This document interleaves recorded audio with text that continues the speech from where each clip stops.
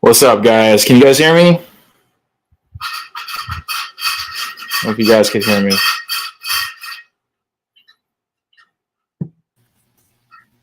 I can hear you. Yo. What's going on? What up? What's up? Hmm. A second here. For once, not my blood pressure.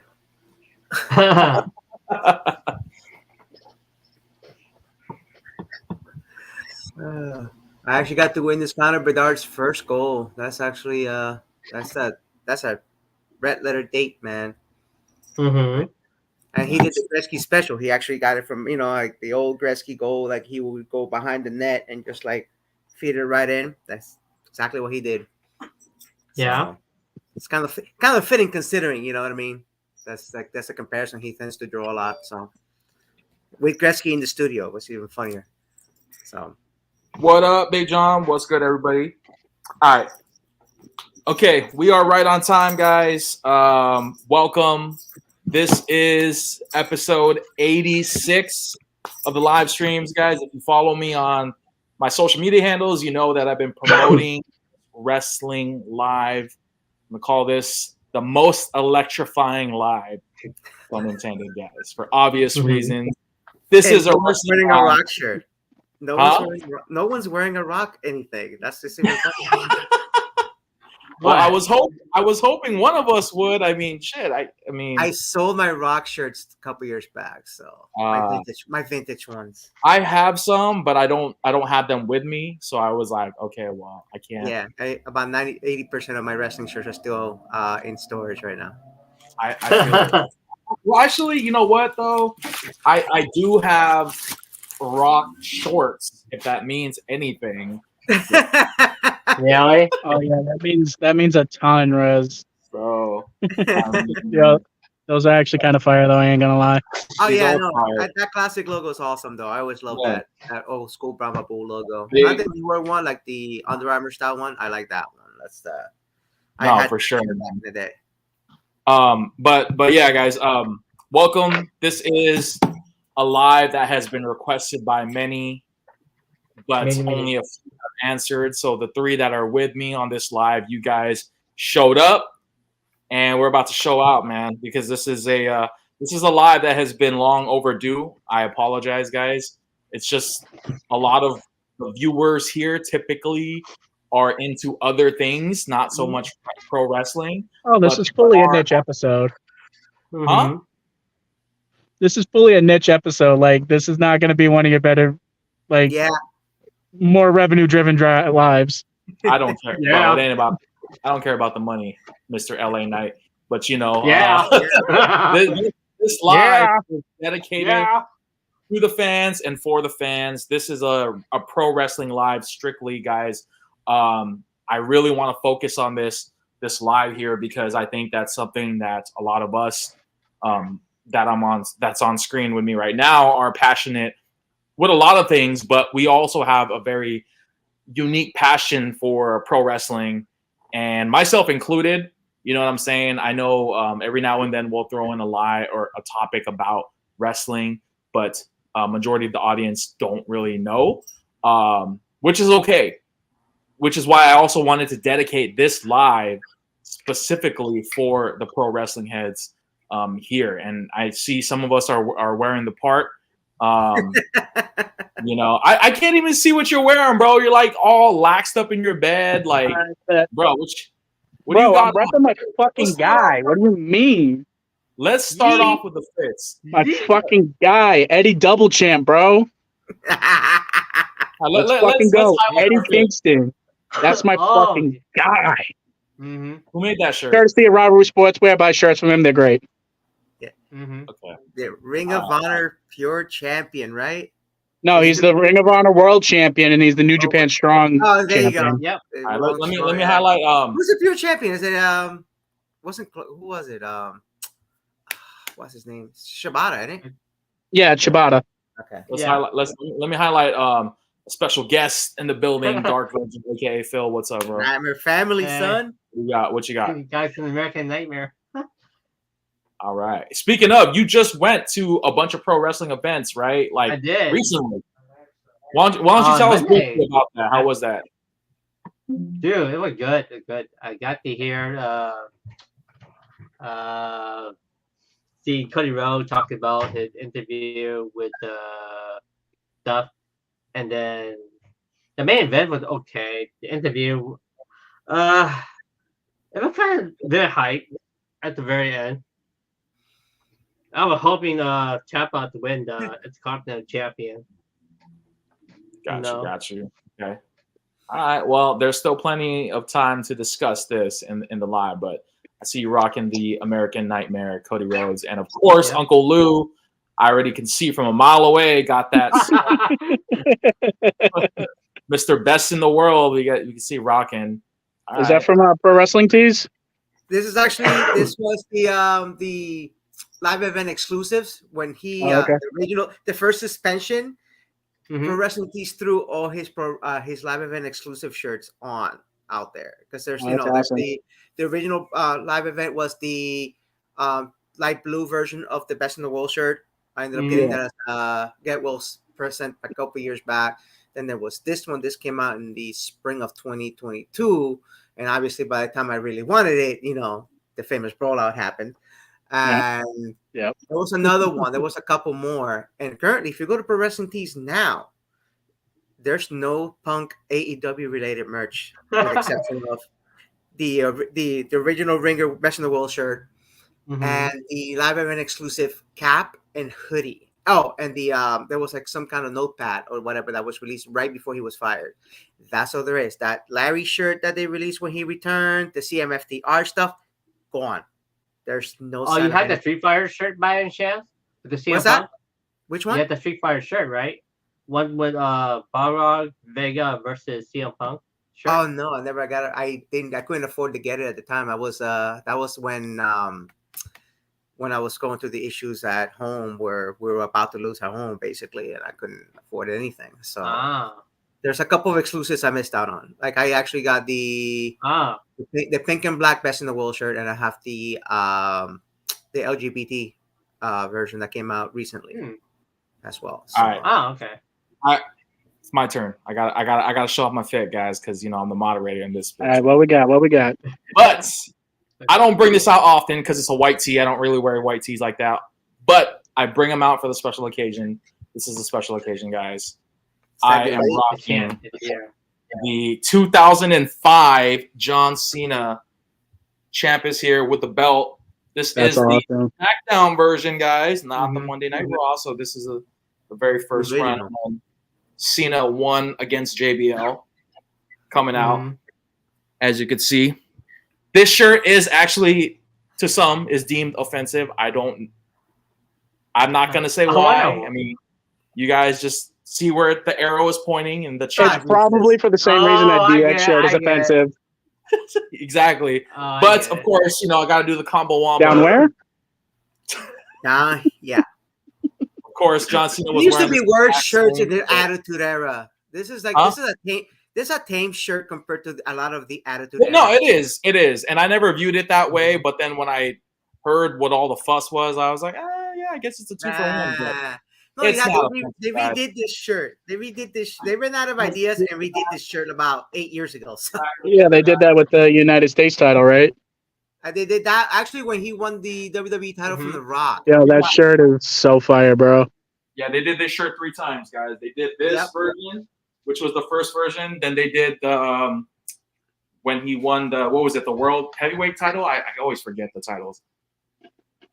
But yeah, they did that version. Yeah, same. It was a white tee, just a different belt, same concept. And then they did the U.S. title version, which I actually went to that WrestleMania where he beat Rusev for the United States Championship. So that was memorable. The second one was the WWE title, was the precursor to the current one when he beat Rock at WrestleMania 29. After that, because he was wearing that one when he feuded with Bryan before SummerSlam 2013. So that's how I remember that one. I'm like, oh, they're running out of ideas. That was actually the second time they did it. I was like, oh, they're running out of ideas. They're redoing his old shirts. Yeah. But the first time they done it. This is the first one. This is probably the best one in my opinion because it looks very retro. This is a pretty old shirt, by the way, guys. 2005, I believe, is when this came out. Yeah, that would have been around the time, yeah. that's pretty old. But anyways, guys, this shirt's not about our outfits. This is just our love for the whole sport of pro wrestling, man. I have topics that were brought to me, and I think that we're gonna have a great live breaking these down and sharing our thoughts. Now, because there's 4 of us, I want to make sure that we all have equal time to speak our piece. If you guys go a little bit over, that's okay, but I will be timing each topic to ensure that we don't go off the rails like we do sometimes on these lives. Sometimes they get a little too crazy, and we start talking about one thing. Last week, was pretty crazy. But I do have CMC shirt, the CMC jersey incident. I do. I still feel the same way about that last week, but I'm not going to talk about that this week. Yo, shout out to Mike real quick, by the way. Hope his knee surgery went well. Yeah. Shout outs to Mike, bro. I hope you're well. Thank you for supporting the channel and us like always, man. So, all right. We all established here that we have a love and passion for wrestling, right? So I'd say so. A lot of us follow wrestling currently. Some of us might not follow it as much, but I know that there is a lot of pro wrestling news that has transpired in the last month or so. So that's where I want to kick things off with the live and just kind of talk about what's going on. Now, this is not just strictly exclusive to WWE. This is for any pro wrestling, like Ring of Honor, TNA, AEW, whatever, New Japan, whatever's out there. This is, whatever's big news worth headlining. Let's throw it on the table real quick. Spend some time on this. We got about 10 minutes to hash this down. So I will kick the floor open to Adam, Stone Cold Steve Austin, because I know you have some news that you want to bring to the table. So, all right. So in a couple developments that have happened in the past couple weeks, CM Punk was going to. Okay, CM Punk was going to sign with WWE. That's not happening anymore. There was a lot of reports coming out that CM Punk to WWE was basically a done deal, and then now I think as of yesterday, everyone else is reporting no CM Punk to WWE. That's not happening. Me personally, I think it's all a work. I think CM Punk is showing up at Survivor Series in Chicago, but that's just me. Wait, when is Chicago though? When is that happening? Survivor Series. I think it's like the middle of November. Yeah. Okay. Yeah. Let's hear the. You gotta work yourself in the shoot, brother. Phil, let's hear. Do you have any wrestling news? Any big headlining worth mentioning? Jade Cargill. Ever since she left the AEW, but the money, I'm guessing the WWE paid her a lot for it. Tony Khan didn't pay that much for her to stay. Who? Tony? Nah. Tony Khan, the one that paid Jade Cargill. Jade Cargill. I see. Okay. Over on which brand does she end up in? Does she start at NXT or does she go straight to the? No, I heard she's going straight to main roster. I think she's going to end up on SmackDown. Yeah, I think so. Wait, maybe SmackDown or Raw? Maybe. You think? No, She's on what NXT right now? No, she's not even officially like she's with the company, but she hasn't started yet. Yeah, her first appearance was at the pay-per-view premium live event. Came out. Triple H greeted her, and that was pretty much it. She has no brand, no nothing. They just basically acknowledged that she is in WWE, like on television. Basically, I've seen some social media posts of her like walking, talking about WWE and stuff. I really want to see her fight, debut with Rhea for the title. I want to see her feud with Rhea. I want to see her feud with Bianca, Becky Lynch. She's go through.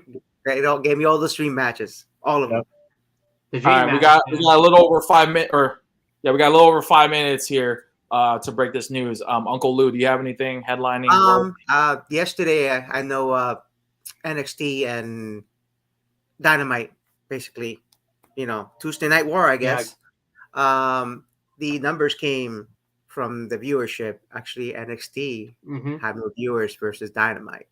But they also had all the styles, man, including Cena was there, Undertaker was there, LA Knight was Cody there. Rhodes was there. Cody Rhodes.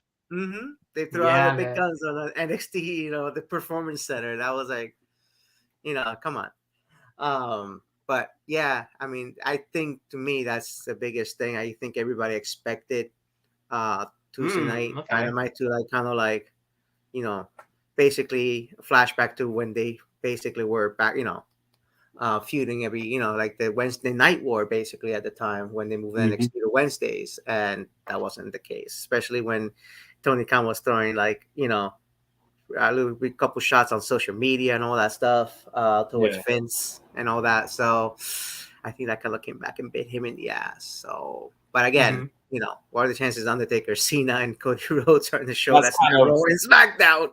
That's kind of unreal, actually. To have. And it wasn't. And you know what? It was the best version of Undertaker. American Badass. The best version of Undertaker. The best version of Undertaker. Wow. Okay. Well, that's a hot take. I think we have somebody in here who might disagree with that, but I'm not going to argue with that. Okay.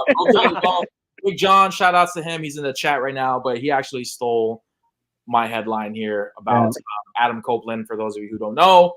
Oh yeah, the three Adam. The three Adam in AEW.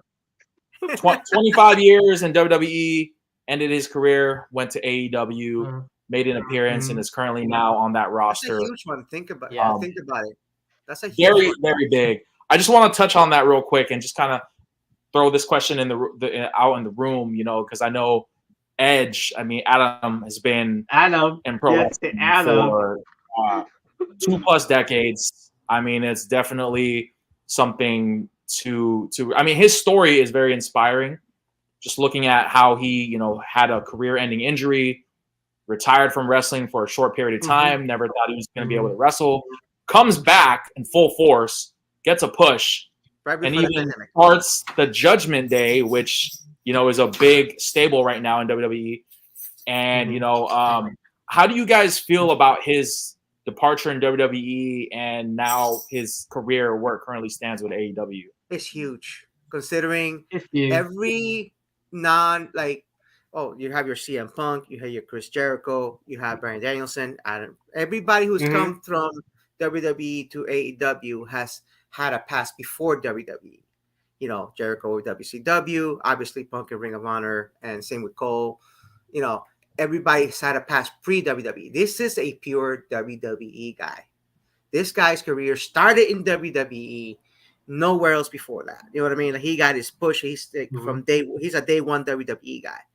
That's the first one that AEW is actually that basically grabbed a lifetimer, basically, from WWE. So he was in WCW for a cup of coffee. Yeah. I mean, so was AJ Styles. Hardcastle. So was AJ Styles, and nobody acknowledges that. So. Yeah. I mean, we have three Adam already at AEW. You had Adam Cole, you had Hangman Adam Page, and then you had Adam Copeland. See, you get me in there, and then boom, that's a faction, bro. Let's go. The Adams. Get the trio of Adam. The Adam trio. Out for the title. All right, let's see here. Some of the comments. We got Big John who said, you ain't making no shirts of that version of Taker. That's for sure. Damn. Joke's on you, bro. Joke's on you. In the works. I have one, which I will be showcasing very shortly. Listen, Undertaker's first best T-shirt was actually during his American Badass era, the Dead Man T-shirt. I don't understand. I don't understand the hate of the American Badass. Cowboy Brock. People loved Cowboy Brock, man. He was such a different animal and beast of his character. You know what Cowboy Brock and American Badass Undertaker have in common, though? It's just their personalities turned up to 11. Exactly. They're just being themselves. I don't understand. That's why American Badass is the best version. I'm not going to say it's the best version, but it's definitely a likable version. You know how some wrestlers, how they go from being a top star. The first wrestler that comes to mind where I'm just what the hell are they doing with their character is Baron Corbin. I don't understand how this guy comes off as being the lone wolf, this badass, coming out some badass music, and then all of a sudden he starts getting all like sad and bum ass Baron Corbin. Then he was happy Corbin. Like, and then now what is he doing? Like, he's coming out on a bike. Like, it's just such an odd. It's very far fetched. Like Lone Wolf. His what his gimmick is. Pretty much his Lone Wolf. That was my favorite gimmick of Corbin. And then when he did that whole bad luck, happy Corbin thing, I was like, this dude's a clown. I can't mess with this dude. You don't like King Corbin? You don't like Constable Corbin? Oh, King Corbin. I totally forgot about King Corbin. It's just, it's just a ripoff of King Booker. Like, it's like the same. Listen, the King titles, which is a ripoff, which is ripoff of Macho King, which is a ripoff of King Haku, which is a ripoff of King Harley Race, King Hacksaw, and all the way back to Jerry Lawless. I don't know. I just wasn't a fan. Like, but neither was JBL apparently. The day he's still part of the roster. He's doing something right, I guess. You know what I mean? But yeah, definitely. All right, we got a little over a minute. Is there anything else news-wise you want to throw in this podcast? No. I mean, like, I could go into like New Japan stuff, but like, I don't want like this is. I want to throw us a bone, throw a little piece of meat. By the way, Christian threw shade at the Judgment Day last night in his promo. Yeah, he did. Who? Christian Cage threw some shade at the Judgment Day on his promo. Oh yeah, I saw that. Something along the lines of like, Adam said that Luchasaurus and Nick Wayne are gonna turn on me. At least I'm not. Like he basically made fun of the way he brought in the Judgment Day and all that stuff. So yeah, I remember that. They're not taking on my Wayne. These are I'm their father. Interesting. You're the dead weight. So it's interesting you say that because actually this ties into the next topic. By the way, guys, we have 19 seconds, which by the time I'm done with my sentence, this time will be up. But it's interesting that you guys bring that up because I've always wondered this myself, and I wanna kind of break this down because this might sound alarming to most of you. Some of you probably already know, but I don't watch AEW. Now, for a disclaimer, I'm letting you know right now, I have nothing against AEW. I have no ill intent whatsoever. As a matter of fact, I actually was watching AEW for a short period of time, and this was when Rio was the women's champion. Jesus Christmas. So it's been a while. That's at least 3 years ago. That was like 4 years ago. 3 years ago. It's been a while. Trust me. He watched like the first 3 weeks. I was like, nah, I'm good. I was curious. To see what all the hoopla was. I heard that it was like Attitude Era, resurrected, no pun intended. No. There was just so many different. Whoever told you that was misinforming you. Oh, well, I was curious. First and foremost, I was curious. Yeah. So I checked it out. I think it was on a Wednesday at the time. I don't remember. I don't. Dynamite's been on Wednesdays. Which was very odd to me because I'm not used to watching a program on a Wednesday. As a matter of fact, today is Wednesday, so it's one of those. Wednesday. I always catch me actually watching at the TV that's usually watching Dynamite during the live. So. It's a conflict of interest, guys. You know what I'm saying? So, anyways, my point is into this new topic now is that I want to talk about WWE and AEW because these are the two top wrestling promotion companies right now, in my opinion, that are dominating the pro wrestling industry. And I know there's a lot of cross branding between wrestlers going from WWE to AEW, vice versa.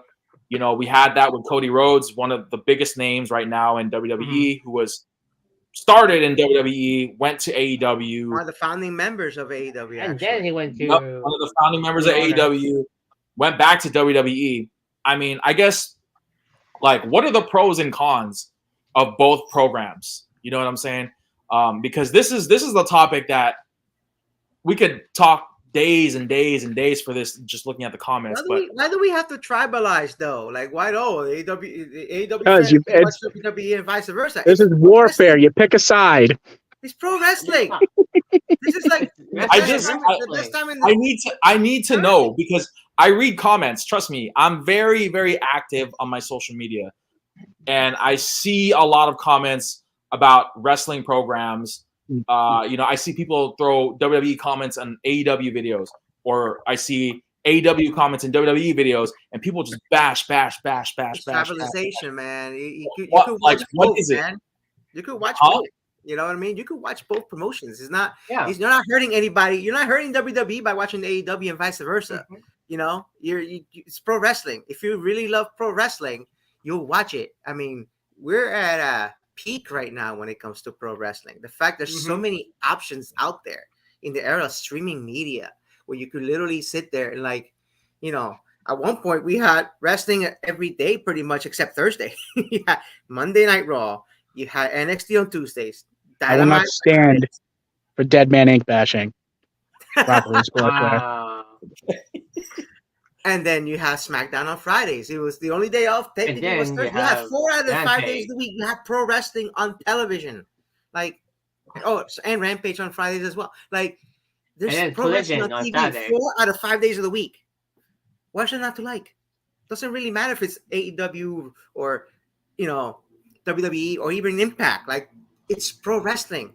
If you really love pro wrestling, there's options. You could watch it. You don't have to stick to either one or the other. If that's your thing, fine.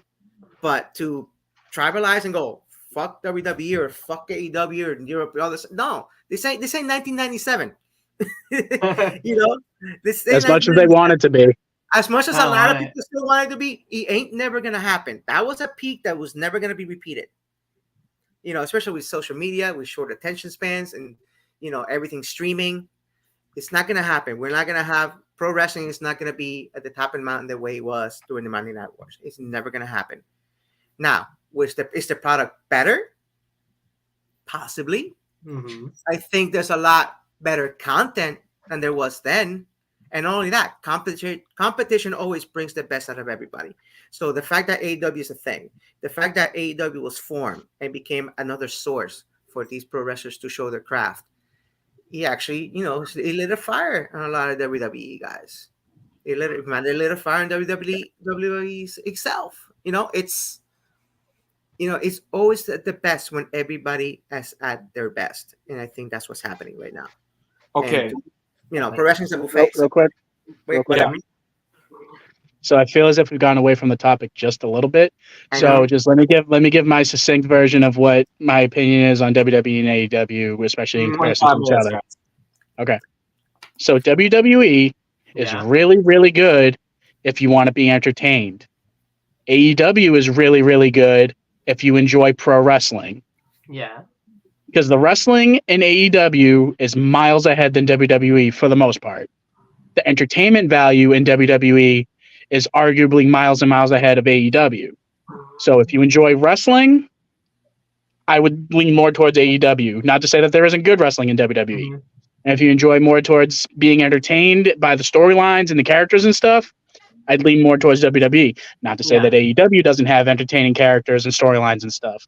That's just my 2 cents on it. I lean more towards pro wrestling, which is why I'm more of an AEW guy. Mm-hmm. But I also enjoy WWE. I mean, Rez has heard me ramble enough times, rant and rave about how Cody should have fucking won at WrestleMania this year. Yeah, I would never. I would never. Oh, you don't even know the worst of it. Me and Rez had hours-long conversations about how Cody Rhodes should have won that title. Yeah, I will tell you that was meant to happen. Okay? We the ones. No, they ain't the ones no more. He ain't the one anymore. He's taking a break, bro. The Tribal Chief's taking a break right now, so let him relax. Bro, he's taking 3-month break. Let him rack up more days. Rhea Ripley's about to be the new leader of the Bloodline. Let him rack up more days as the Tribal Chief until next Mania comes. All right? And then Cody Rhodes will win it. Maybe, or LA Knight. Who knows? Maybe. Oh, God, I would be so happy either way. Yeah. Yeah. All right. So, okay, I want to pick out what you said a little bit. And by the way, Uncle Lou, great topic or great answer for this topic. And Phil, I'll let you speak as well. But in regards to, you said that AEW. So let me just hear your.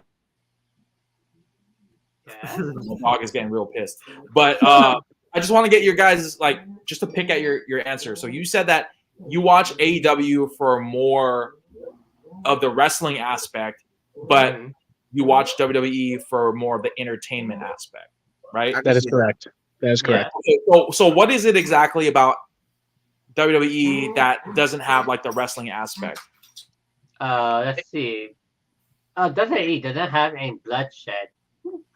It doesn't hurt that much. You know, the F-bomb.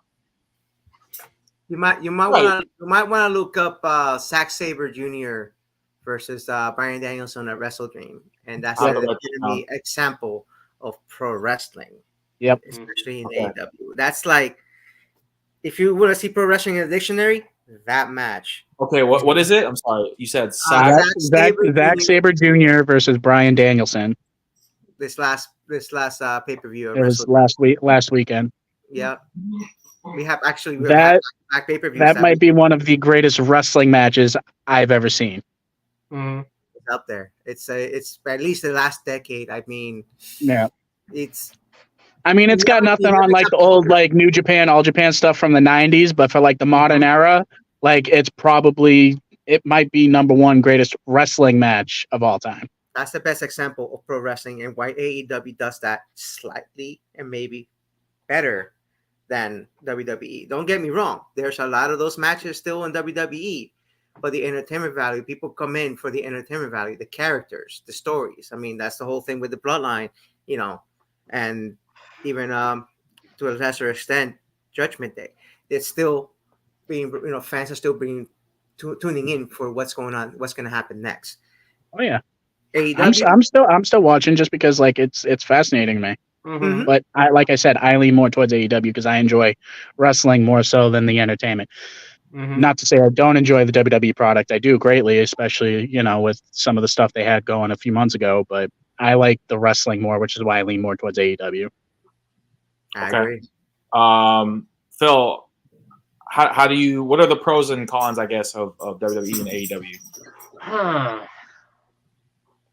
WWE had a really interesting story, where all the characters building up with the feud. And then the AEW, how would I say this? It built up more of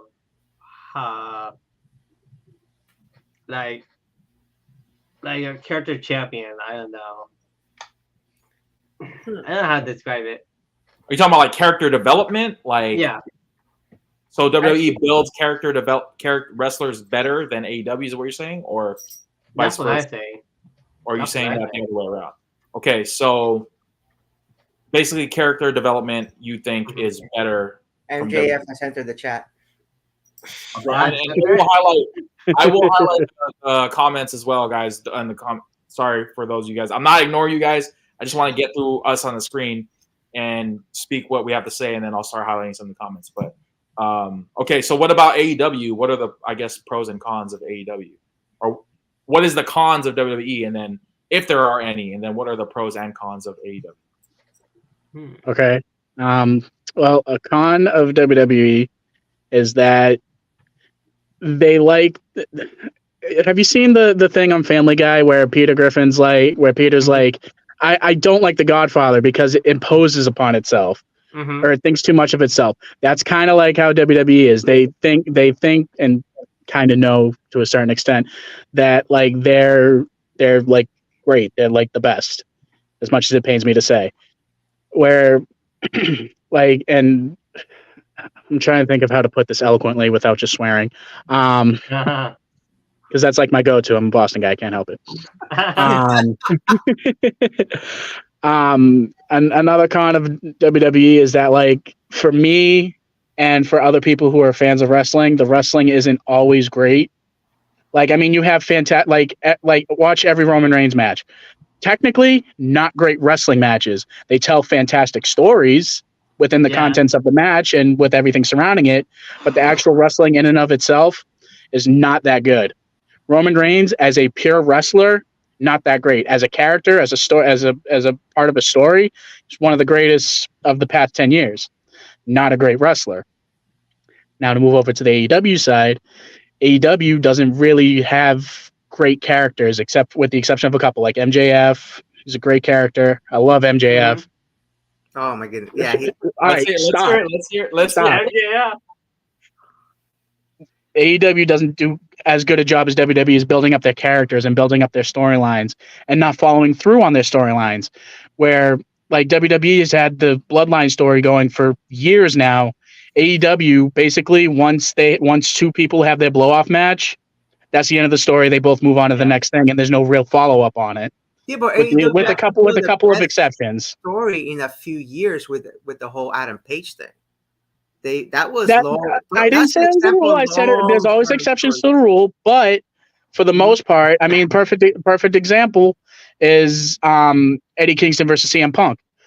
Not just because I love Eddie Kingston, they didn't follow up on that afterwards. Once that story ended, that was it. They didn't have anything to do with each other anymore. Sure, they may throw barbs at each other every once in a while, but there was no real follow up on it. Whereas with the Bloodline storyline, they're referencing stuff that happened 3 years ago, happened 2 years ago, happened a year ago, happened a week ago. Don't you think AEW doesn't really do that? Was a little overstretched, though. I mean, I think that this Bloodline should have wrapped up by now. This whole story. Yeah, I'm not saying I disagree with you, but at least they're being like. They're not just saying, "Oh, okay, well, this is done now. Now it's completely done. It's not over again. We'll never mention it again." I like the whole thing with the with Jay, main event Jay and Kevin Owens, kind of like, you stay over here. Yeah. You know that I actually kind of like the fact that if they were in AEW, as soon as Jay Uso turned face, they wouldn't make any reference to it again. Mm-hmm. Yeah. For the most part, there are exceptions. But for the most part, once a storyline is completed and they have their blow off match, that's it. That's the one thing I don't like about AEW is they don't have long-term stories for the most part. Yeah, that's just Jericho and Omega too. That was actually kind of like, yeah. I can't believe we're on the same side now. Like, yay! I mean, like who do you think does it more though? Like, you think WWE does the storytelling on they're more superior than AEW's? Like, yeah. Okay. And WWE's characters are better than AEW's characters. True. With the exception of MJF. MJF is goated. Yes, he's a goat. He's a goat. MJF Adam Cole thing. It's like, who would have thought? Adam Cole, baby. Who would have thought? Let me baby. Let me highlight some of the comments real quick. Sorry, guys. So Rivalry says cons. I can't possibly watch both. Can barely keep up with one, especially when there is a pay-per-view.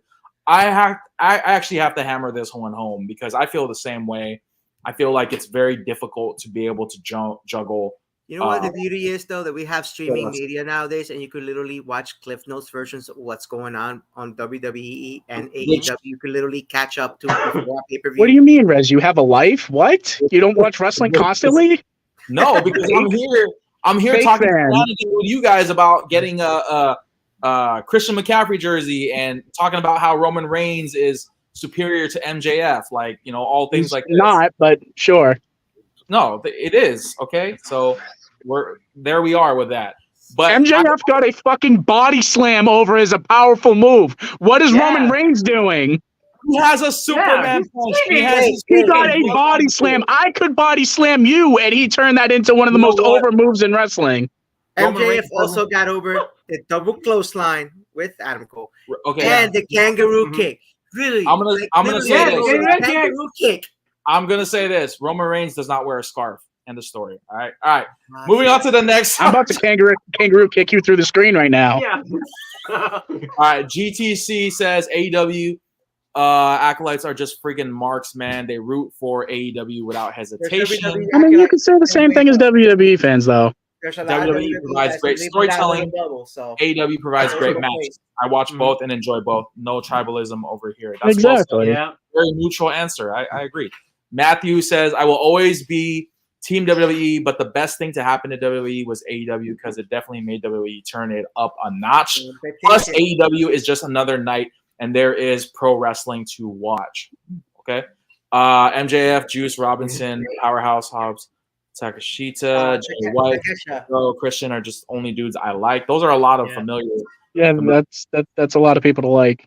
What is this? Decent amount, actually. I don't know what that is. Yes, sir. No.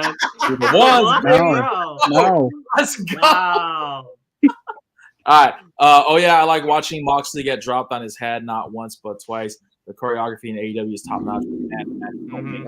Sense. Okay. What do you mean the matches don't make any sense? WWE is careful with wrestling while AEW goes all out. It's all pardon the pun. AEW is better if you want to see people land in the hospital, and you'll see people debut when you won't see them again for 10 months. Oh my goodness. Oh my God. WWE fans have entered the chat. Well, no, it says WWE needs more wrestling. Okay, that's a jab. Absolutely. That's talking out both sides of your mouth now. Why did WWE get rid of the Hurt Business? That shit was entertaining. Because Vince doesn't like factions. Rez having a life and not watching wrestling.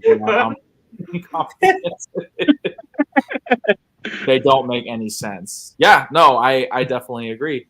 All right, we got a little over 10 minutes left for this topic, but I do want to kind of share my thoughts on this whole matter. See, coming from somebody who doesn't watch AEW on a regular, but from what I've seen as a casual, I would say that WWE, obviously, everybody has heard of it in some way, shape, or form. AEW is kind of one of those things where it's like, remember for that short period of time when TNA was getting compared to WWE, like that level? I love that. WWE at this point is like a brand. Like I remember when Kurt Angle was like the big face of that company. Then for a little bit, Mick Foley went there. You had Hogan that was there. Bubba Ray. We don't talk about the dark times. I know, but I'm saying though, like that's when they were comparing stuff to WWE, and now nobody really talks about TNA anymore. You guys, like they should though. They should. It's really good. You feel though that like this storm will pass, like with AEW. No. Right now, it'll never reach WWE versus WCW. That will never happen again. Exactly. Will never happen again. But I think that it will, if not a war, it's definitely a battle. Yes. 100%. And also, you gotta look at it like this. WWE has reached a status like when you think pro wrestling, you really think WWE, like how soda and pop get called Coke all the time now. Yeah, I was just about to say that. WWE is Coke. Basically, it's Coca-Cola. a brand. Yeah, it's essentially a brand at this point where when instead of saying pro wrestling, oh, you watch WWE, even if it's not talking about WWE itself. Yeah. Shout outs to Mike in the building. Yo, Mike, hope all is well, bro. I really do. Is that the Mike? I think it is. Mike, I hope your knee's okay, bud. Yeah, I hope you're all right, bro. For real. Rez just said fuck AEW without saying fuck AEW. For real. Look, I did not. Did the words fuck AEW come out of your mouth? No, they didn't. However, I was just reading. I was reading verbatim, okay, but that doesn't actually. That's not what I meant. That's not what I said. I'm just saying. I'm kind of in between. I'm not closing the door of me not watching AEW at all because there's always that chance. But I will say that I kind of fall in where Mac was speaking about how I can't watch both. But every now and then I will stream or I will watch a clip. You know, like I'm not gonna lie, I'm not the biggest CM Punk guy, but when he made his debut on AEW, I watched the full thing, the full segment. Because I was very intrigued. That was the biggest view of Rampage in the history of Rampage. How that was going out. It was the first episode, you know. I know, like the episode where literally he comes out with Cult of Personality, and there's a fan who's just crying. Like I get that, I feel that. I feel that energy, but I'm not convinced unless there's some sort of like invasion. You know, like you see that happening, like an invasion of AEW. You don't see that happening. Okay. No. Why? Do I think that they might work together someday? Maybe. Like, because especially now that Triple H is in charge of creative and everything, I don't think it'll ever be an AEW invasion of WWE or a WWE invasion of AEW. Maybe they'll co-promote some shows, but I don't think it'll ever be like that. No. It'll be like a Forbidden Door type thing. It'll be like APW.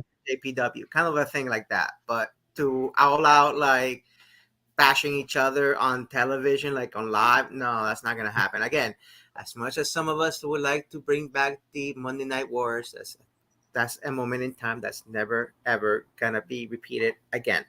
That's wrestling will never be that hot again. No, never. You guys broke my heart because I was hoping that one of you guys would have been like, I do see in the foreseeable future something just mind fucking everybody. And I'm sorry. I wish I could do that for you, Rez, but realism, that's not happening. In the era of TikTok and 15-second videos, you're not gonna have people tuning in to a 3-hour show consistently and bringing in big numbers. And it's not water cooler talk like it was back then. It's not. In an era where everything is right out there, like social media, wrestlers on social media, basically. I like the fact that sometimes they bring out their feud on social media, kind of, work it into it, like the Santana and Ortiz did for a little bit on X or Twitter or whatever you want to call it nowadays. But other than that, it's not, there's too many things out there to try to grab your attention for anybody to focus, for wrestling to be the main focus of anything, including the pro wrestling fan that's been watching since he was 10 years old. So you're saying that the social media aspect is not going to allow it to happen? No, because people don't have the attention spans for it now. Yeah, just in general, there's too many things out there for it to be able to grab your attention consistently. It's not going to be. There's so many options, especially with streaming media. There's too many options out there just to make pro wrestling the main focus.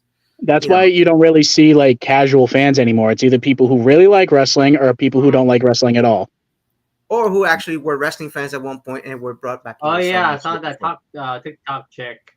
But wrestling fans from basically jumping in like completely like, no, that doesn't happen. So anymore. We got a little over 5 minutes on this topic, but I will end this topic with asking: is it possible?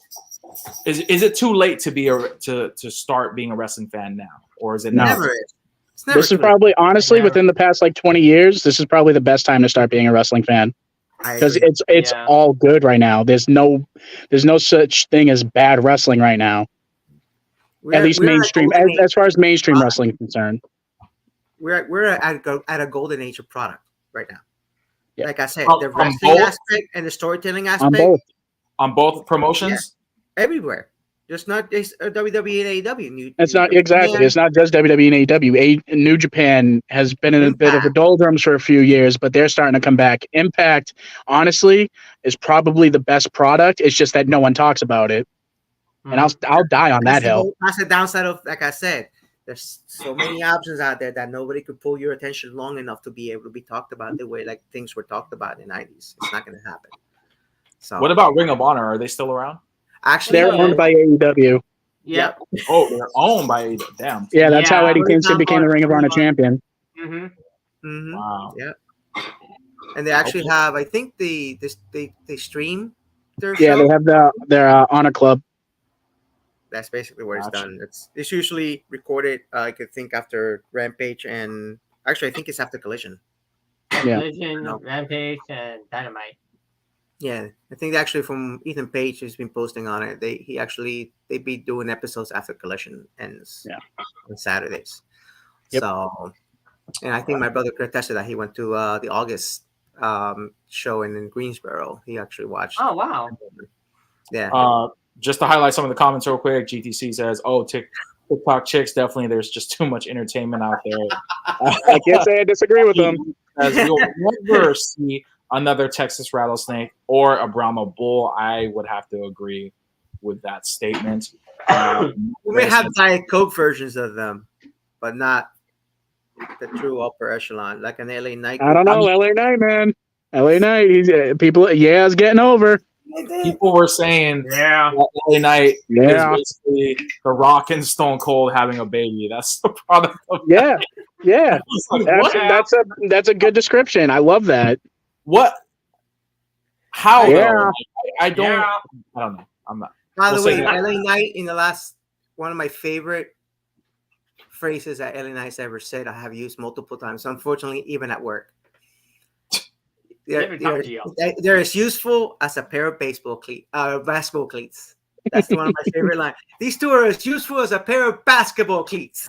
I like just calling people dummy. Dummy. Oh, yeah. Dummy. Yeah. Oh my Back when God. Dave was in TNA, he had the dummy button. Yeah. We're moving on to the next topic, guys. And the next topic is, what is the state of pro wrestling today? I mean, we kind of touched on this already. And the last topic that we just did, I know Adam and Lou, you guys said that pretty much we're living in a golden age of wrestling right now. But let's kind of dissect this a little bit into why that is, or how, if you feel that way. You know, I don't know, Phil, how you feel about it. For me, I guess I'll start it off by saying I agree. I think it is a golden age of wrestling, but I think it's too much, in my opinion. I think it's too much. And you know that saying, too much of anything is not good for you. I have to agree with that. Too much. Too much in the sense that, you know, I think social media has really grown in the last decade or so. Back then, and I'm referring to Attitude Era, Ruthless Aggression, and even the 80s golden era of WWF at the time. Rock and wrestling. You know, rock and wrestling. I mean, there was no social media. There was no TikTok. There was no Instagram. There was no Facebook. There was. Even then, you still had alternatives. Even back in the 80s, you still had alternatives. I think it's good to have alternatives, but I think in doses is what I want to see more of, and I think that's kind of what deterred me away from trying to follow everything. Because come on, like we had Sunday Night Heat, Monday Night Raw, and I'm referring to WWE, by the way. We had SmackDown, Thursday night SmackDown, which later moved to Friday, and then we had Velocity, which was on a Saturday. And I felt like that was enough. It was enough because it had you glued to your seat and it had you wanting to know what was going to happen in the following week. I think social media really kind of did it, like it kind of destroyed it for me, because I follow some of these wrestlers, these pro wrestlers on social media, and it kind of deters the story away. Like it moves me away. The perfect example that I'm going to use is Dominic Mysterio. We all know Dom Mysterio. Let's go. Wow. I'm not gonna go into like too much detail, but long story short, obviously he kind of just like disowned himself. He called his own father like deadbeat. Well, Eddie's his dad, so Eddie Guerrero, rest in peace, was his dad, and all this stuff. I get that. I like the storyline, but you can't be telling me that you're gonna slap your biological father on a Monday Night Raw, and then shortly after Monday Night Raw, you post a selfie with Rey Mysterio. Like it just doesn't drive me. It doesn't. Hey, brother. And I understand. I get it. Wrestling is scripted. We all know this, but it just like those are the things that kind of just don't make it like really believable for me anymore. You know what I'm saying? I still watch it. Okay, so I've thought about this before. If social media were around back then, it'd be the same shit that's happening now. The only difference between now and back then is that they didn't have that back then. If they had that back then, the same shit would be happening back then. That's what I'm saying. That's what I'm saying. I'm saying that social media destroyed it for me as a fan, because it gets rid of that suspense and what's gonna happen next week. Who's gonna show up? You know what's ironic? It's still real to you, damn it. You know what's ironic about that comment though? He's not the biggest fan of MJF, but guess who kept the kayfabe 100% of the time, even on social media? MJF. Yeah. Roman Reigns. That man was 24/7. I get it. No, like I said, I get it. I 100% understand keeping kayfabe is everything. Well, not everything, but it's a very important role to a wrestler's persona. I like that. I really do like that. I just don't like MJF, but I like that. I have a scarf right here. MJF is goated, Rez. He's doing his job as a heel. This is what you don't understand. That, but he's not a likable heel. That's what the irony. He's not supposed to be. You're supposed to hate him. People like, but people love heels all the time. But I just don't like MJF. Why are you trying to convince? What I want to know is why are you trying to convince me to like MJF? I don't like him. I'm not saying you have to like MJF. I'm just saying you're dismissing MJF, and I want you to acknowledge him as I want you to acknowledge the fact that he's one of, if not the best heels in wrestling right now. Mm-hmm. Well, is he a heel at this moment though? Is he like? Well, not right now, but like at the time we initially had this conversation, MJF was firmly in heel mode, and Rez was like, "Nah, MJF sucks." Yeah, I didn't say that. I didn't say he sucked. No. See, now you're putting words in my mouth. See, now I apologize. I apologize. You're correct. I'm trying to chat GPT in my mouth, okay? Because that's not working here. But I'm trying to. What I'm trying to say though is like how do you guys feel about like the social media aspect of with pro wrestling? Like has it made it worse? Has it made it better? I wish wrestlers used it to further the character work. Like I know MJF does it. I know, like I said, I brought the example earlier with Santana and Ortiz, basically going back and forth. At one point, I think because that's real. They really don't like each other. I know they don't. But they also know there's money to be made as well. I'm looking at you, the Elite. But at the same time, like Becky Lynch at one point used social media kind of that way as well, especially with the whole Ronda feud and all that. When you start questioning, even through social media, like, wait, is he being for real, or is this just? See, here's why I could possibly see why social media is a detriment to wrestling, and not so much social media itself, but the state of wrestling itself. Everybody likes each other. Mm-hmm. There's really no politics. Or not nearly as much politics. Like everybody's friends with each other, so it's kind of hard to like keep up kayfabe when like you're like, oh, I don't like you on TV, but then like when you go in the back, you're like, yo, what's up, bud? How you doing? How's the kids and shit like that? Nobody doesn't like each other anymore, with a few exceptions. Like back then, like Stone Cold was a fucking shark. He really didn't like The Rock because The Rock was coming after his spot.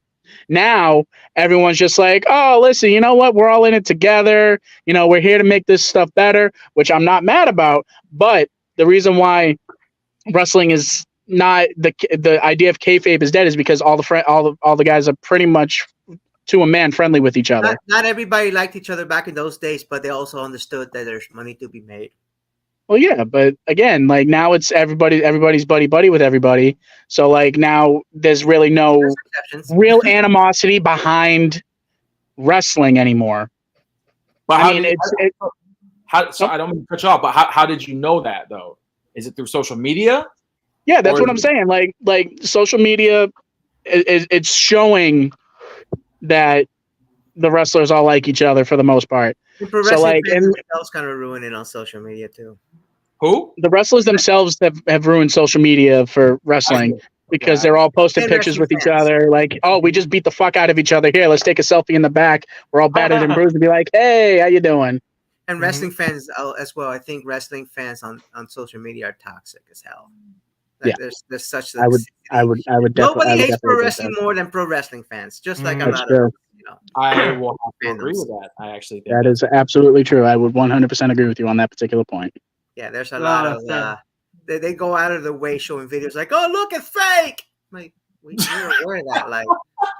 Like we kind of been in on this secret for about 30 years at least. Mm-hmm. Like I knew wrestling was fake from a very early age, and it didn't bother me. Yeah, no. I thought it was real. Knew about it. Maybe FYI, guys, when we say fake, we're talking about scripted. Obviously. Scripted, sorry. Yeah. Predetermined. Hurt because predetermined. Yes, it's predetermined. You know what's wild about that is that I actually read somewhere, I forgot where it was, but that chair still hurts. That chair to the back, to the head hurts. Yeah, they were talking about how they're trying to apparently legalize being able to place gambling bets on pro wrestling, and I was like, well, you cannot. That's already a thing. Yeah, what? I think WWE's partnered with DraftKings. That's wild. DraftKings, and I think see, I don't like that. You know why? Because those motherfuckers in the back, they know the results, so they're gonna put money on whoever's gonna win, and then the wrestlers are gonna make out like fucking bandits. That's what I'm saying. Like that's a corrupt industry already. They don't bet on the results of the matches. There's like it's almost like in sports, like you have an over and under, how many touchdowns or this and the other. It's like who's gonna have the first, pinning combination, or who's gonna do this move or that move. So let's just say, MJF and fucking, I don't know, Adam Cole end up blowing up and they have their match or whatever. You think they don't know who's gonna go for the first pin, who's gonna hit their finish first, who's gonna have the most chops, all that shit. So what's to stop MJF from being like, all right, I know I'm getting pinned first, so let me just throw a couple $100 on this. Boom, I make more money. Yep. It's the same way as they have to make it that the wrestlers themselves cannot bet on their own stuff, just like you do. That's one reason why I don't like the whole gambling with wrestling thing, because it is very easy for people to make money in not kosher ways. That will potentially lead to another Montreal screw job if that happens, like full force. There's not enough money to be made there for that to happen.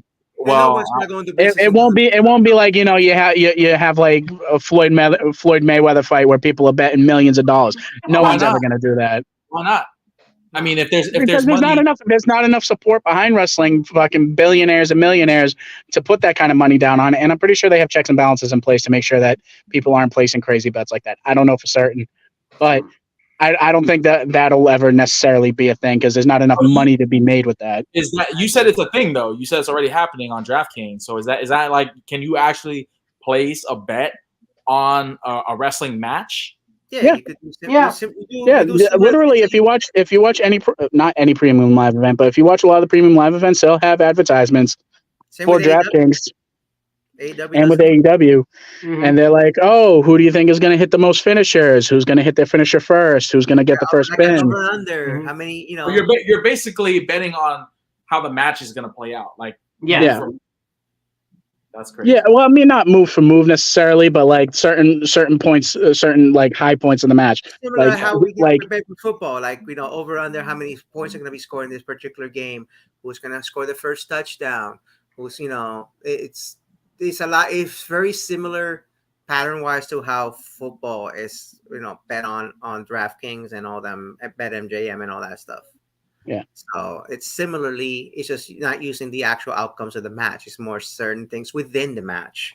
But my problem with the whole betting thing is again, they're predetermined. Like certain spots are predetermined. So again, who's to stop somebody, from being like, oh, okay, I know I'm getting pinned first. Let me throw a few $100 on there, or have someone else throw a few $100 on there, and then you throw them a finder's fee. Literally, there's wrestling leaks everywhere at every given time. So of course, like if there's going to be wrestling leaks, of course somebody's going to have that information available, which is going to lead to corruption in that whole industry. I don't like it. I don't like it one bit. I'm not a fan of the prop. They're prop bets. It's not like you're betting on necessarily the results of a match, but like it's like certain points in the match. Like like I said, who's going to get pinned first? Who's going to hit their finisher first and most often or whatever. Okay, let me highlight some of these comments real quick. GTC said, "LA Knight or Eli Drake always got over everywhere. He's a true talent." Yeah. Age that was the mid 90s to 2000. No, the golden age was the 80s. I think that's no disrespect to GTC. I think that's a pigeonhole answer, man, because I feel like you're too close-minded. Because here's my thing, right?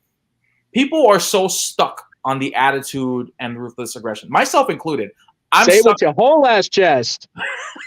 But my thing is, like, there was never that many opportunities and doors opening as much as there is today. Not only that, a lot of stuff if you go back and watch it, a lot of that stuff has not aged well. Especially a lot of Raw from that era. Bro, watch the wrestling from back then. It was garbage. I love the Attitude Era. I'm not one of those guys who's like Attitude Era or nothing, but the wrestling back then, which again, as I reiterate, I'm a big fan of the wrestling part, was trash. Was not good. So like now, as far as the actual in-ring work is concerned, this is the best it's ever been. That's what I was meaning by Golden Age. You have the in-ring work, the talent out there in every promotion. Yeah. It's head and shoulders over, those guys back then. Well, again, I maintain early to mid '90s All Japan, probably the best in-ring work, but I wouldn't go that far. This is like All Japan in-ring work times 100, though. Well, I wouldn't go. That's cap. That's inaccurate. Yeah, I wouldn't go as far. Watch any Kenta Kobashi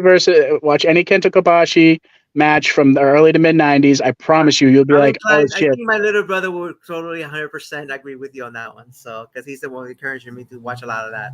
Dude, it's all over YouTube. You can find it. I promise you, bro. It will open your eyes to be like, holy shit. Okay, that's great. I think MJF does it perfectly. Thank you. That's how Stone Cold and The Rock would be back then, not Ethan Page searching for toys. Hey, wait a second. Don't blaspheme here with Ethan Page's name. MJF is a good one, good and is gold. MJF tells kids they're adopted. Yep. Oh my God! Yes, look that up. Okay, that's funny. Look that up. That's funny. He actually spoofed the infamous the Bret. He did the Bret. They did this. Oh my God! Because they were in Long Island a couple of weeks back. Yeah, or telling my God. Yes. Yes. Wow. God, his work with CM Punk was amazing. CM Punk and Elite, they don't like each other. I mean, they're jobless. That's why my man's is jobless. It's still real to me, damn it. It's still real to me, damn it. The wrestling is still real. The only way it will work is if the DraftKings only does like parody cards, and you have to bet on everything they're hitting. That's crazy. I wouldn't bet. That's kind of how it is. I mean, you don't really. I mean, I don't participate in DraftKings or anything like that, so I don't know if they actually do have like bets on the outcome of the match. But I know for a fact that they have it based on like I said, like moments in a match or like highlights of a match. To highlight what GTC had to say here, where his wrestling back then outrated Monday Night Football, non-fans into it. That's the pinnacle. See, that's the Monday Night Work color glasses here. That's the thing. We have too many things out there right now that there's no exactly anything else but the product. You cannot. It was wrestling or football. Yeah. That's it. And Monday nights, right? Wrestling or football. That's all we had. On a typical Monday night, there's a lot to be watched. Yep. To the point where even ESPN is like, oh no, we're gonna throw football here, and here. Yep. On Monday nights, like they're doubling up on Monday night games now. Or you you don't like Aikman and Buck? We have the Manning brothers, basically carrying on while watching the game. Oh, I love watching that though. Oh, me too. Having people want to come back to watch is what makes a show. He's got a point, I think. Hey, look, Snacks isn't here. I'm going to be the hater too. Yeah, Snacks should be like this the whole freaking show. Yeah, he'd be like. I mean, like we hijack it with wrestling. This is how Snacks looks every time. I know. Yep. And then I have to blow up his screen. So just to show, hey, look, you're not participating, bro. Phil, what do you think about the state of pro wrestling today? I know you watch both programs, so I know you could add some. I mean, I like it. It's like entertaining. Well, let me ask you this: when did you start watching wrestling? When CM Punk first came out on ECW. 2006. 2006, yeah. Yeah. So you were kind of watching about like almost like towards the tail end of the Ruthless Aggression era, then. Yeah. Gotcha. Okay. That's when I saw RVD on ECW when Paul Heyman came out. And damn. I don't do drugs. My addiction. I mean, like I said, I like the state of pro wrestling today. I think it's in a good spot in terms of the success that it's had and just the overall industry. I think now, you look back at a lot of these wrestlers who have kind of learned from the mistakes of pro wrestling. I mean, I don't want to go too deep into this topic, but obviously there's a lot more precautions now with ensuring a wrestler's safety. A lot of wrestlers I grew up with are no longer with us. So. You know, so this all came through trial and error. But I also think that the fans themselves also kind of went through this level of trauma with, you know, with this wrestling community and this fandom here, you know. You know, and then of course, like the whole thing about like CTC and you know, other things like that, and headshots, you know, chairs and what you can do and what you can't do. This is all for the safety of the entertainers, you know what I'm saying, the pro wrestlers and stuff like that. And I understand that aspect of it, but I also understand that people like to see people miss that. You know, definitely, I don't think it's something you would see today, like Bubba Ray Dudley freaking power bombing Mae Young through a table was like Oh my goodness. that I ever saw and heard of in my entire life, which is also what kind of drew me into watching pro wrestling, because that was like insane to me. Will something like that happen today? I highly doubt it. There's intergender wrestling on the independent circuit. Wow. Yeah. That's crazy. I mean, and that's a hot button topic for a lot. One of the t-shirts I want from Pro Wrestling Tee is an old Candice LeRae shirt. It's her and Joey Ryan, who's persona non grata in WWE, after they just won the tag titles, and she's like covered in blood. And like it's just such a cool shirt, but it's also an example of how intergender wrestling is still a thing. And yeah, it's just I really want that shirt. Are you talking about Britt Baker? No, Britt Baker's another one though. That's Candice LeRae when they were in the independent circuit. That's when Joey Ryan was, you know. Ugh. That's someone. There's a lot of those nowadays. We don't speak. Yeah. There's a lot of he who shall not be names out there. Yeah. Let me highlight some of these. We have just a few minutes for this topic. We move on to the next topic. It says having people want to come back to watch. Oh no, I already highlighted that. It said, let's just put it this way: if we still had analog cable TV, I'd rather watch. I'm not gonna say that. Is there a DeLorean you can borrow? But I mean, look, that just shows how much everything's grown.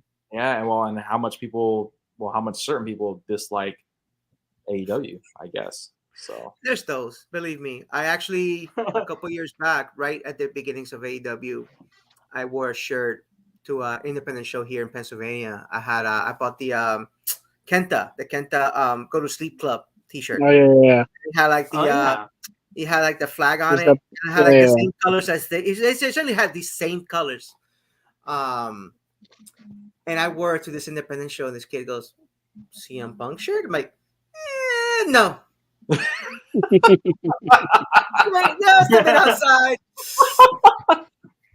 He's like, he wasn't. Again, this is an example of a WWE bubble when they would look at Go to Sleep and immediately think CM Punk, not Kenta. Kenta invented it first. Kenta came up with the move first. As a matter of fact, that was a big sticking point for a long time, and that's why Kenta and CM Punk never worked with each other. Is because Kenta and Punk never worked together, even through there were rumors for Forbidden Door, like Forbidden Door 1 before even Punk got hurt. That was the thing, and Kenta's like, I'm good. Yeah. All right. So we just running out of time here on this topic, but moving on to the next topic now. It's time to start getting our personal thoughts on things, man, because I know one of the things that is ready for this. Very entertaining is the entrance music. The entrances. Wrestlers all have their own entrance and entrances. And I think that's one of the best things about pro wrestling is the entertainment aspect of it, being able to come out with your own theme music. I wish we all could come out with the theme music. I've got a playlist set up of my own personal entrance music that I play whenever I walk into like a building. So just FYI, guys, I have a 7-hour playlist of just wrestling themes. FYI, I just want to make this full disclosure. I cannot play wrestling music on here because it will be copyrighted, unfortunately. Obviously. But I'm sure we could all kind of just hum it and hear it in our heads once we mention it. So what I want to know, as a wrestling fan, when you mention a certain song, you immediately hear it in your head. Yeah, it's like Stone Cold Steve Austin. The first thing that comes to mind is glass breaking. That's like the first song or first thing that you hear. You know? You mean you don't think it Disturbed? Yeah, that's you. I mean, I prefer that version of the song. That's both versions have blasphemer. Both versions have glass. Actually, matter of fact, that's how I got into Disturbed. Very nice. Nice. That was my gateway. Who has the best entrance music? Top 3 and top 5. Okay, top 3 or top 5? No, some people can't narrow it down to 3. I'm giving you guys a 5. But yeah, I have to go with 5. I want to hear your guys is your top 3 and top 5s. Top 3, top 5. Well, top 5 first. Your top 5 all time though, or is it like your top favorite? Like what you think is all time? Like okay. This is your opinion. Right, best entrance, and this applies to AEW, any pro wrestling promotional company, WWE, WWF, AEW, whatever. Okay. All right. I think I got mine. All right, Phil, go ahead. All right, go ahead. Okay, so top 5 is top 5 is Chris Jericho, Judah. Second is is Kenny Omega, entrance. Okay. One Wing Angel. Third is I would say Adam Cole. Fourth is Cody Rhodes, Kingdom. Mm-hmm. And 5 is I would say Seth freaking Rollins. Which version though? Like he had the current one. Get out of here! Hell yeah! No, okay. All right. Well, what is your top 3 then? My top 3? You just said it. You just said it's top 5. Yeah. No, I'm saying top 5. But if you had to only pick 3, which ones from that 5 list would be? Okay. Narrow it down to 3. Kenny Omega. If you say Seth Rollins, I'm gonna be like, yo, we need to talk. And Seth Rollins. Chicken Nakamura. Yes. I love that fucking name. Okay. That's okay. That's fair. Okay, you want to go next, Uncle Lou? Of course. All right. Mm-hmm. This is all time, right? This is like all time because I've got a few throwbacks in there. Since Hogan used Eye of the Tiger back in AWA. Okay. That's a throwback. Oh yeah, that was I brought wrestling music for the first time, brother. No,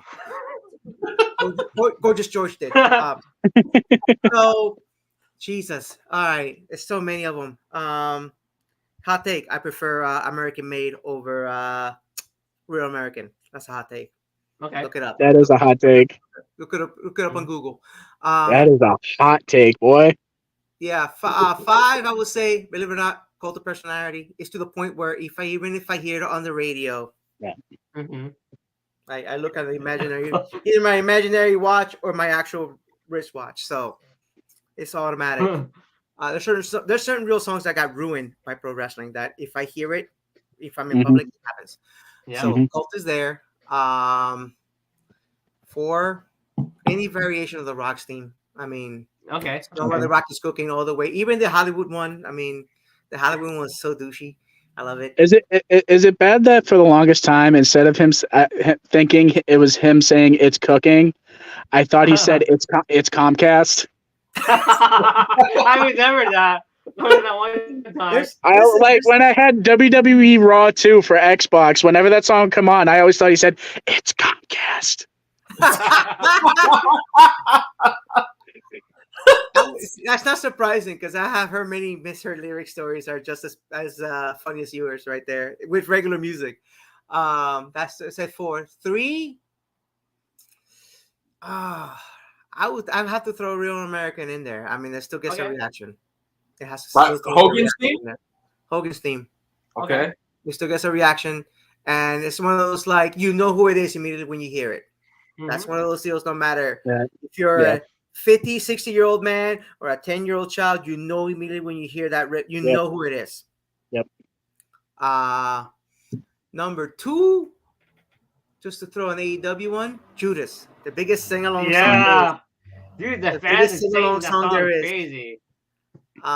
There's, you know what I mean? There was a time where I think an MJF match, he couldn't use Judas, and the crowd sang the lyrics. Yeah, it's so cool, man. That was crazy. And number one, Austin. Again. Yep. Oh, when he was a heel, they literally tried to change his song about 6 different times and it never worked. Yep. So, Stone Cold, you hear that glass shatter, it will get a reaction no matter where it is. It's the ultimate pro wrestling theme song. You will get a reaction no matter if it's WrestleMania or it could be NXT, could be whatever. And also, almost forgot, Taker's Gong. Again, just the gong itself, not any variation of the theme song, because he's also had like 17 different versions. Yeah, actually, Hulk Hogan ruined Voodoo Child for me. Every time I hear Voodoo Child, I have to a title belt. No matter where I'm at. So, but there you go. Why you at? Right. Top three though. If you had to narrow it down to three. Oh, top three? Yeah. Austin, Rock. Austin, Rock, Hogan. Oh, okay. Okay. The top reaction ones. All right. So I took this. I took the category and put my own little spin on it. I'm gonna do my top 5 personal favorites, and I'm gonna do what I think is the top 3 best theme songs. Okay. Okay. So my top 5 personal favorite theme songs. Number 5 is the Demolition theme song. Oh my god! Here comes the axe. Here comes the smasher. The Demolition. Walking disasters. They don't make them like that anymore. No, they don't. Jim Johnston should be in the Hall of Fame. Yes. Facts. Oh yeah. Jim Johnston making music. He should still be making wrestling themes. Yeah. Get him on there. So we got Demolition at 5. 4, I've got Rising Sun for Shinsuke Nakamura. Okay. Number 3, I don't want to be just a Dusty Rhodes mark because Dusty Rhodes is one of my favorites of all time, but Common Man Blues. You have to do the dance every time you hear it. All right. Number 2,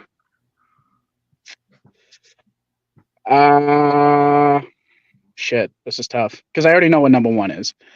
Number 2, you know what? I'm gonna go with, it's a little too modern, but Kingdom. Yeah. Probably my second favorite entrance song, my personal favorite, and number 1 has to be Glass Shatters. Obviously, it's goated. All right, and now for my 3 greatest entrance songs of all time. Now, for a caveat, I don't think necessarily these are the best songs, but I think they fit the character best, and they just get you hyped. Number 3, Natural Born Killers by Ice Cube and Dr. Dre for New Jack. That song literally fit him perfectly to a T, and he's the only person to have his song play throughout the entire match. I just fucking love it. Like every time I hear that, even when they play it, though sometimes they have played it at work on Throwback Thursday. I'm literally looking for somebody with a shopping cart full of weapons. Yep. I was listening to it on my way home from work tonight. So yeah. The only man that can hit you with a Nintendo. Number 2, for greatest, most related to the character entrance song, Sexy Boy for Shawn Michaels. Yeah. And then my number 1, original version of that song too.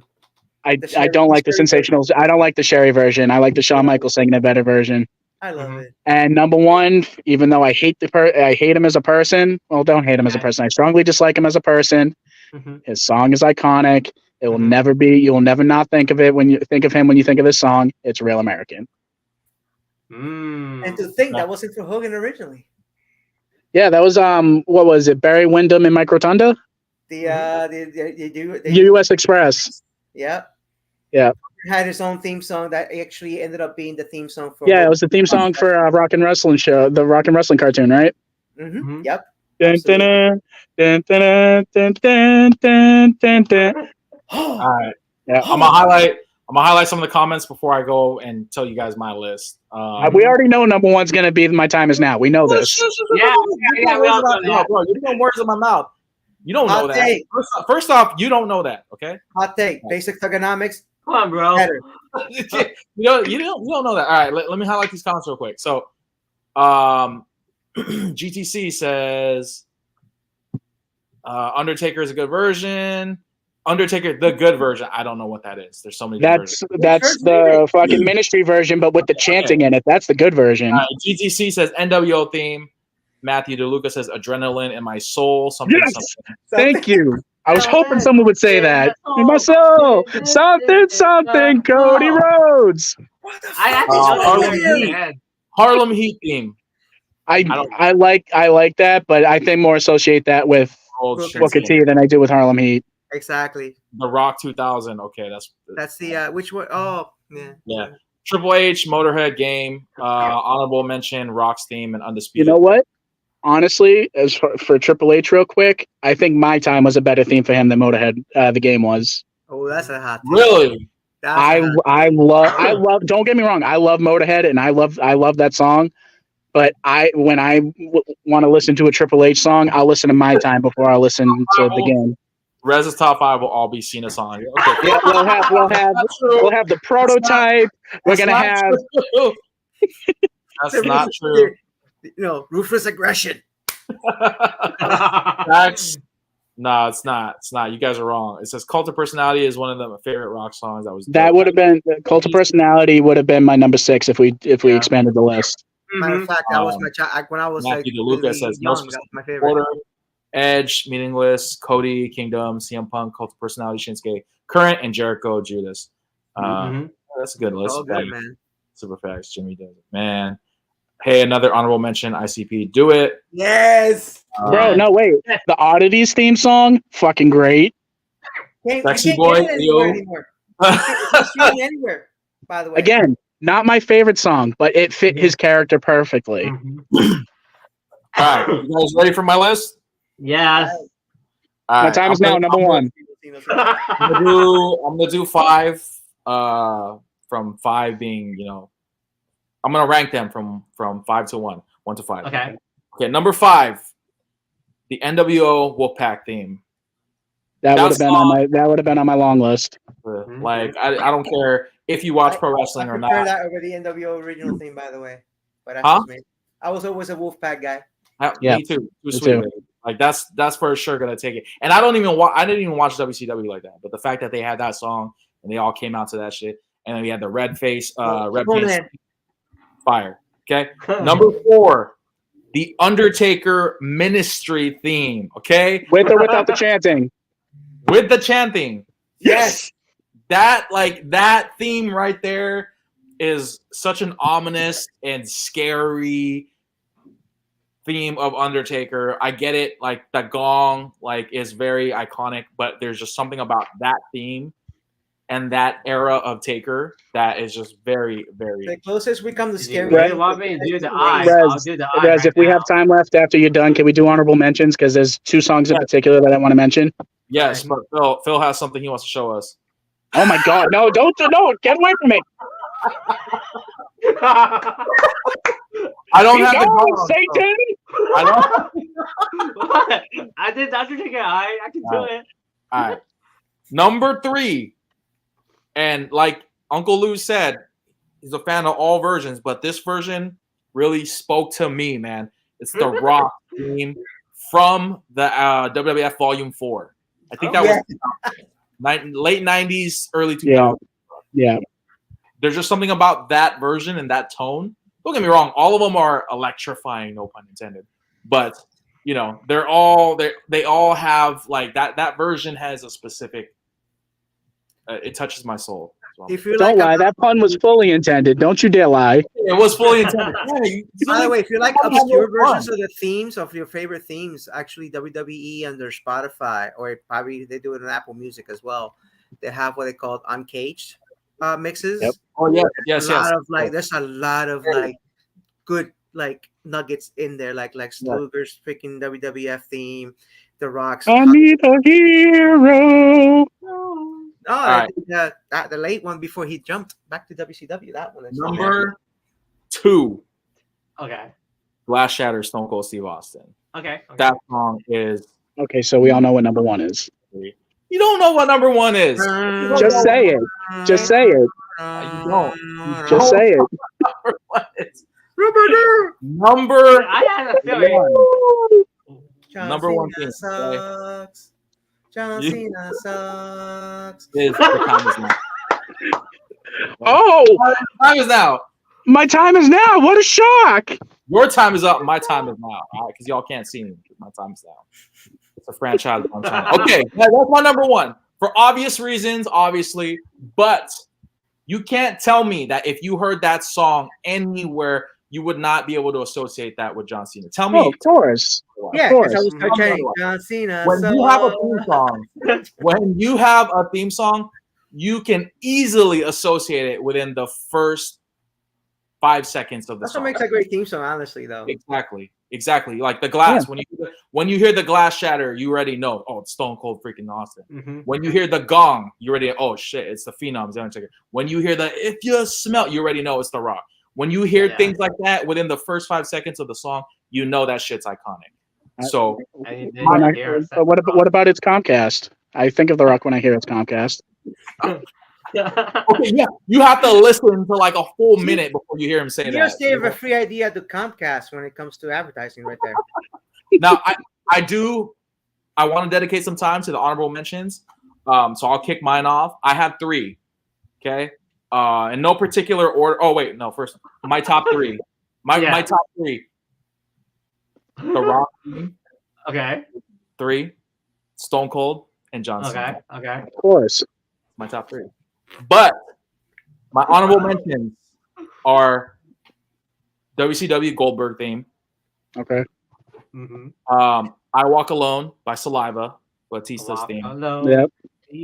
And I'm just throwing the shit out there because it fucking makes me laugh whenever I'm having a bad fucking day. Don't you?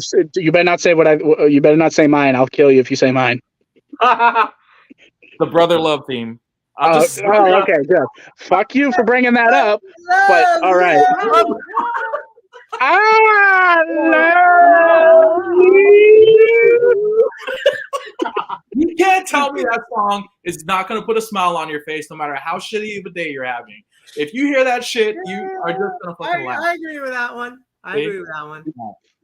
All right. That's my honorable mention. Honorable mentions for me. Big Boss Man. Hard Times. Oh, yeah, that's a good one. Love that one. Believe it or not, I think whatchamacallit, Garganos. I'm a big fan of Garganos theme. I like Garganos. Yeah, and oh man, off the top of my head, just like it was in here and it disappeared. Oh, gotta go with Kurt Angle. Can't go with Kurt Angle. That's a classic. Yep. The original sing along. Yep, that's true. You suck. Do. So yeah, I will see my immediate honorable mentions right there. Those 3. How about you, Phil?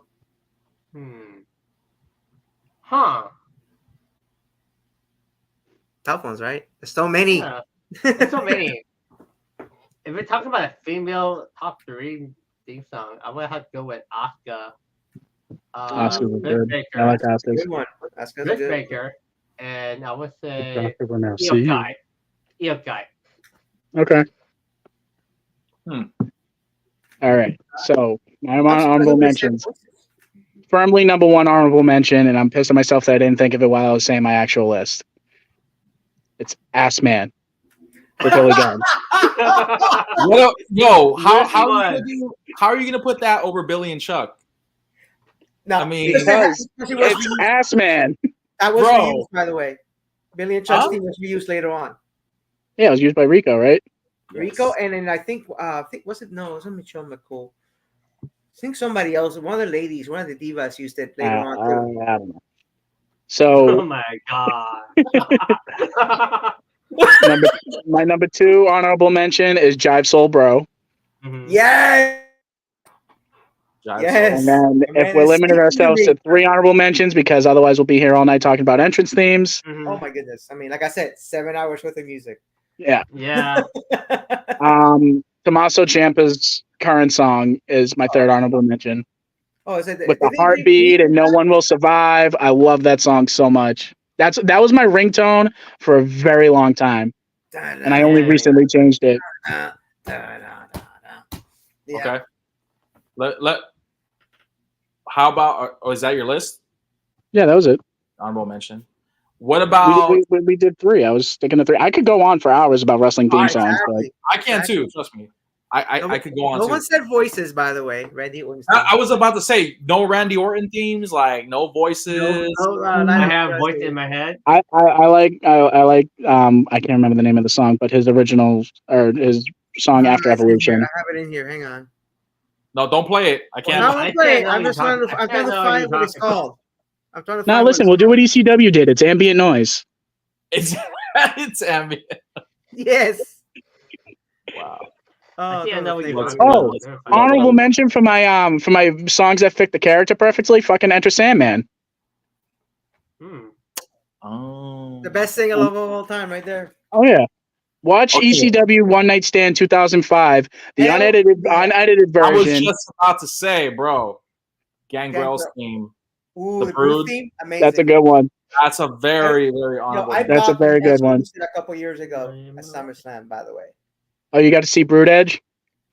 Yeah, that's let me not just Edge. He's specifically Brood Edge. Let me highlight the comments here. Let's see. Brothers in Election, that theme was fire. It's definitely an honorable mention for me. Which version? But that's like anything in the Roland? Is that what you guys thinking? Like when you think of Brothers of Destruction, the Kane. Yeah, the Kane, and then it changes over to Roland. Yes, that's the one I'm thinking about. Hey, Apple Music got rid of the Undisputed Era. Really? What? That's why it hasn't. That's crazy. I still got both on here. It says, "Oh my God, it's a good song, Rez, but it's favoritism bias." It's not. Okay, it's his opinion. That's his opinion. He's entitled to it. No, but it's not biased. That's just said Bad Boy. Nobody said Diesel Blues. Oh my God, Kurt Angle's theme perfectly. Ass Man defines us all. Exactly. TNA theme is cool. Samoa Joe TNA. Jeff Hardy's theme in TNA. No more words. Burn My Light. That's the one. Burn My Light. That was it. Yeah. Don't want to mention the wrestler, but yeah. Yeah. Next comment. Yeah. Next comment. There's a wrestler out there that uses his theme song. Just whatever. Adam Cole, NXT Bridgeport, when he had the rapper. You know what? What's also an honorable mention is freaking Viva La Raza, dude. We lie, we cheat, we still. That's a classic. Yeah. Somebody actually is out there in the independents using the Our Lady of Peace version of that song of He Who Shall Not Be Named. Really? Yes. Is it his son? It's no. It's I think it's actually might even be. I think it might be Mexico. Somebody's using it in Mexico. So yeah. Okay, I'm gonna throw you guys a curveball with this question. What is your top 3 most hated theme songs? Most hated? Yes. Hated. Like when you hear it, you're like, I can't stand this. I know. Turn it off. X Factor. Yes, X Factor is obviously on there. Terrible. Straight garbage. Yeah. Christian's theme from like 2003 when it was Christian. I hate that fucking song. Waterproof Blonde version of Christian's theme and any other version. And then whose theme song doesn't? Oh, Shane McMahon. Which one? Really? Really? I hate that song. I hate that song so much. It fits his character, but I hate him. How are you gonna hate on Maven's theme, bro? Like, Maven hates Maven's theme. Maven, I don't give a fuck what Maven hates. That song was great. It was great. Maven hates that song. Bret Hart 1997 theme.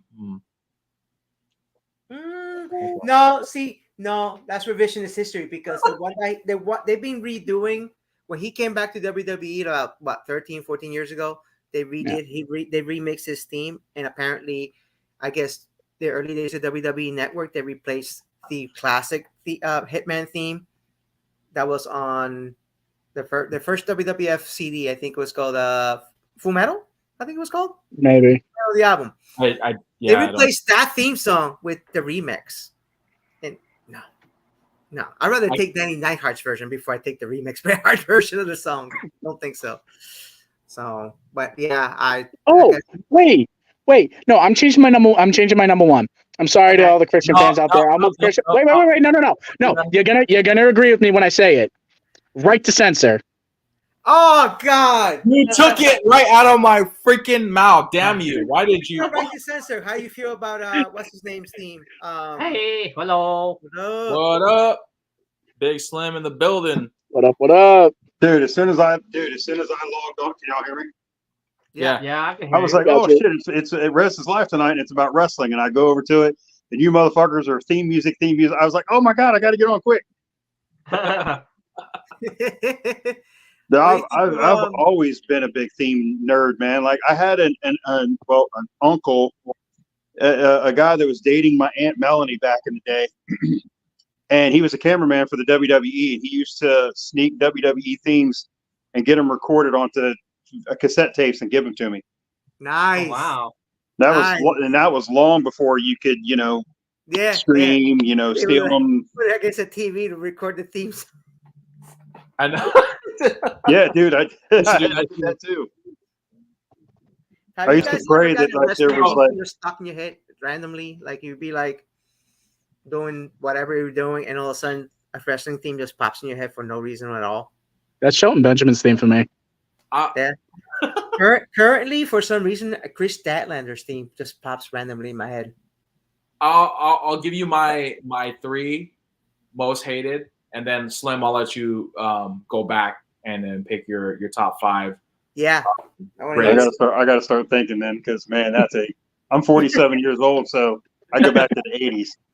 Yeah. All right. So for me, in no particular order, number 3 is going to be the Right to Censor theme, because that's the worst. That's the fucking worst. I just want to destroy whatever car or whatever sound is making that damn freaking rap. There's Hey, Rez. It's funny that you guys brought up Ass Man. And if you remember, I don't know if you guys remember, but remember Billy and China, I think, came out together, and Right to Censor killed the Ass Man theme, and that's why Billy started having to use the one Billy Gunn theme. Mm-hmm. Oh, really? Yeah, Right to Censor was the one that got rid of the Ass Man theme. Yeah, fuck Right to Censor. By the way, if you think Right to Censor is terrible, you should hear the Don Callis theme on the AEW right now. No, I'm sorry. I know it's bad, but nothing will ever beat Right to Censor as far as songs. It just it gives me the air. Number 1 for me. That one was pretty bad. Number 2, I would have to say I really did not like. And see, this is hard now because like such a short list out of my mouth. What's number 2? Shit, this is hard. Mm-hmm. I'm trying to think of somebody right now. There's certain changes on theme music, like I said, when Austin was a heel and they tried to change his theme. Oh yeah, those were awesome. Yeah, the one when he first turned heel, and it was just that shit. It did not roll. They're all on there. They're all on. The one that number 2 is probably gonna be Steven Richards' theme. The one where he goes, "I'll show you. You'll see." To me, like I don't understand why that song even existed, and it's just the same riff. Nothing like changes at all.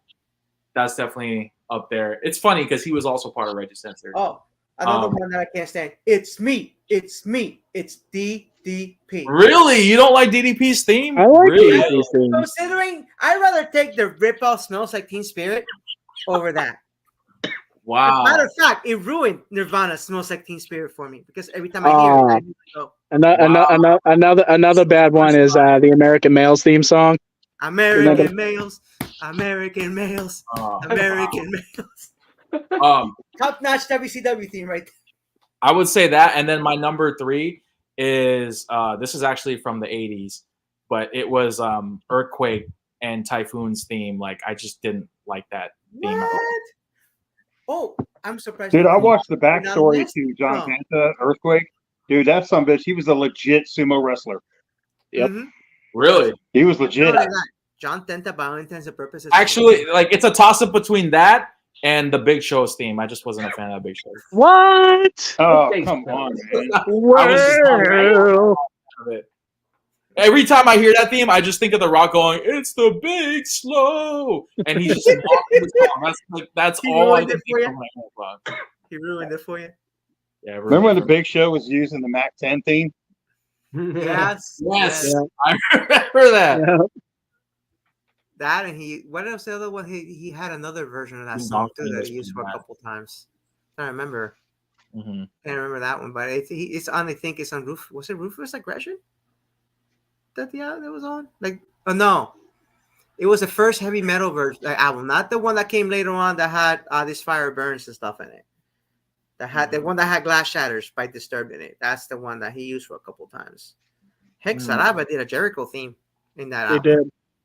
Yep. Oh, you know what? Break the Walls is pretty up there too, man. I would say that's definitely an honorable mention. Not a song's hated. I think just top songs. What's that? Yeah. By the way, Walls there is a version of the debut version of Break the Walls is on Uncaged on Spotify. I gotta listen to that. The variation, like the night that he actually came out the first time.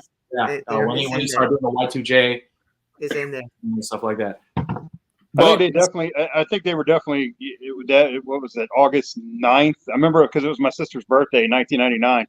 Yep. And when his name went across the fucking.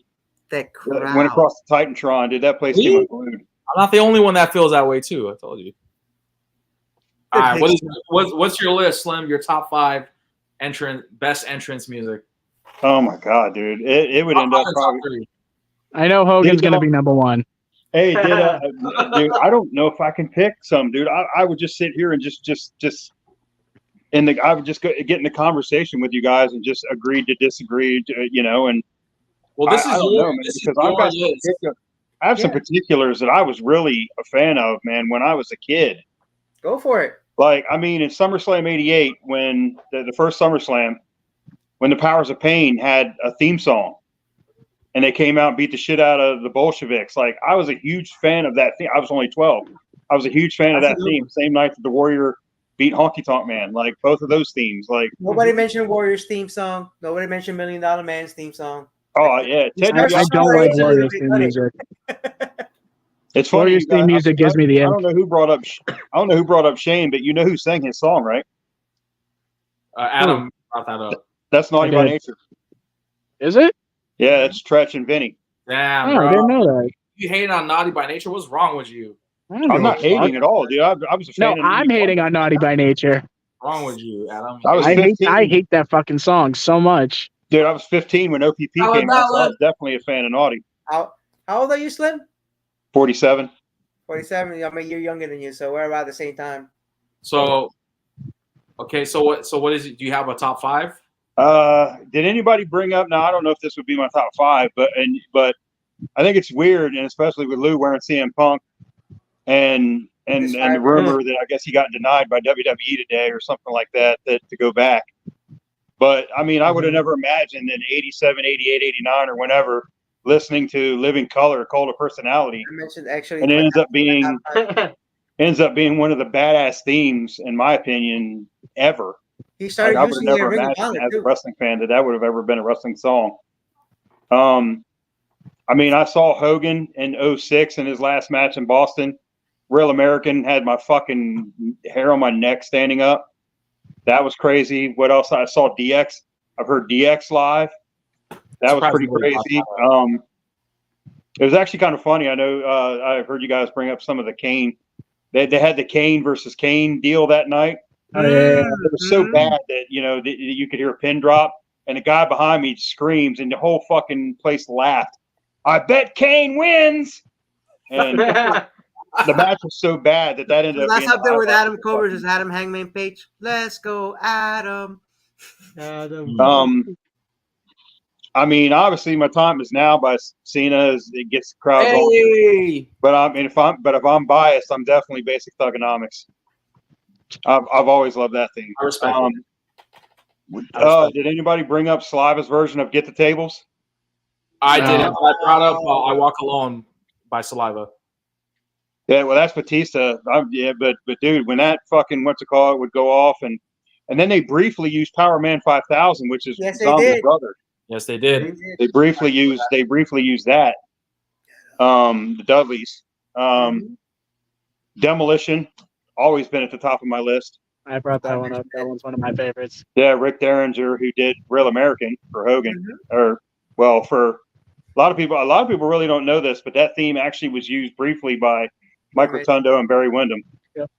And then when they left, Windham got a hair up his ass, decided to leave, left Rotundo just kind of like, okay, what do I do? They ended up giving the song to Hogan. The theme became the cartoon theme.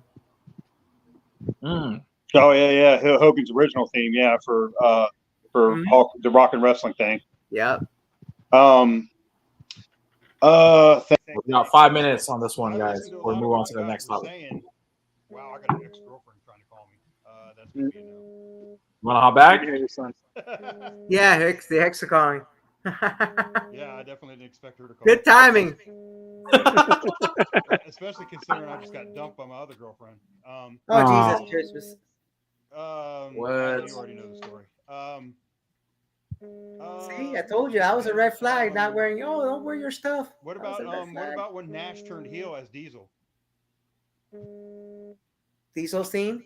Yeah, when he nobody mentioned Razor's theme song either. When Jim Johnson actually him like a song to go on to after the truck, the truck starts. When he walked out of WrestleMania 12, obviously he already knows he was leaving for WCW, and he gets to the Nash gets to the corner, and it's the thing, and the mic is right in his face, and he looks right. I'm the shit. I'm telling you. I knew, man. That had to be. I remember that. Razor's theme.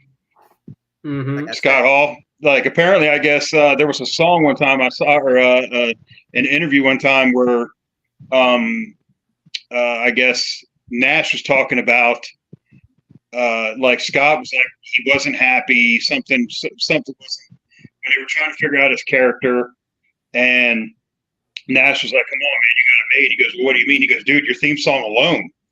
He's like, "When your theme song hits," he goes, "Look how crazy." So I was like, that. So I always liked Razor's theme. But who else had a good theme? Mankind's original theme was awesome. Adam hating on X Factor. I actually like that. Uncle Cracker. Oh, that sounds fucking terrible. Considering the fact that you didn't like it? No, it was god awful. Especially with the fact that it was recently mentioned that Red Hot Chili Peppers wanted to do a song for freaking Xbox, and he chose Uncle Cracker over freaking Red Hot Chili Peppers. All right, we got 2 minutes, guys. Any last minute songs you want to throw in there before we move?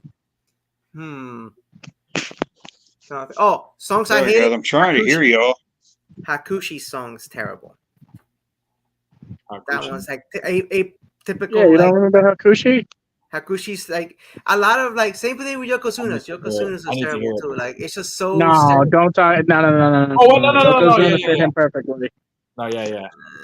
I know. Now, how come nobody mentioned Mr. Perfect? Oh yeah, that's right. No one did.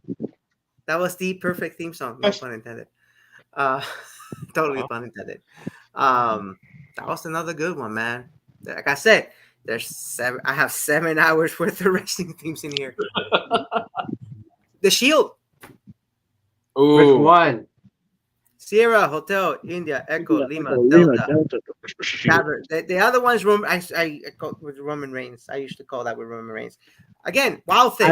I like Roman Reigns' current theme more than the Shield song, to be honest with you. Well, because that's because you heard it for so long. That's why you were probably like it. Yeah. But if you just heard both songs like for the first time, which one would you have picked? And to think Roman Reigns' current song. Yeah, for years I would hear Wild Thing, like the X version of Wild Thing, and immediately think the movie Major League. I no longer think the movie Major League anymore. All right, let me just I turn into Moxley, you know. How did everybody feel about both of I said Badass Billy Gunn. I said it. It was in my top 5. Yeah, he said it. Yeah. First honorable mention. Wild Things, Ricky Vaughn. Okay. Yeah. How did everybody feel about Jake the Snake's both of his themes. Oh, I like his first. I like his first one better. His first one was more iconic for me. That's when he was a face, right? Because he became he was. Yeah. And then he went heel and was trust me. Trust me. Basically, that version was actually the original theme, but slowed down to a crawl. Yeah, and it sucked. It fit his character. All right. Oh, songs I hated. Honorable mention. Last one. What up, Mach? Oh my God. You know what song was also kind of annoying, and this is kind of on the newer side. I'll just end it here with this part of it. But I was never a fan of that freaking Funkadactyls Brodus Claire. That was Ernest the Cat Miller's theme originally. Yes, it was. Oh my God, that song was just. I love that song. Somebody call my mama. Come on. That song was nah. Somebody call my mama.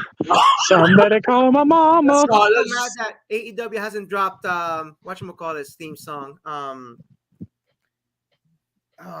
Just to do the Prince Nana.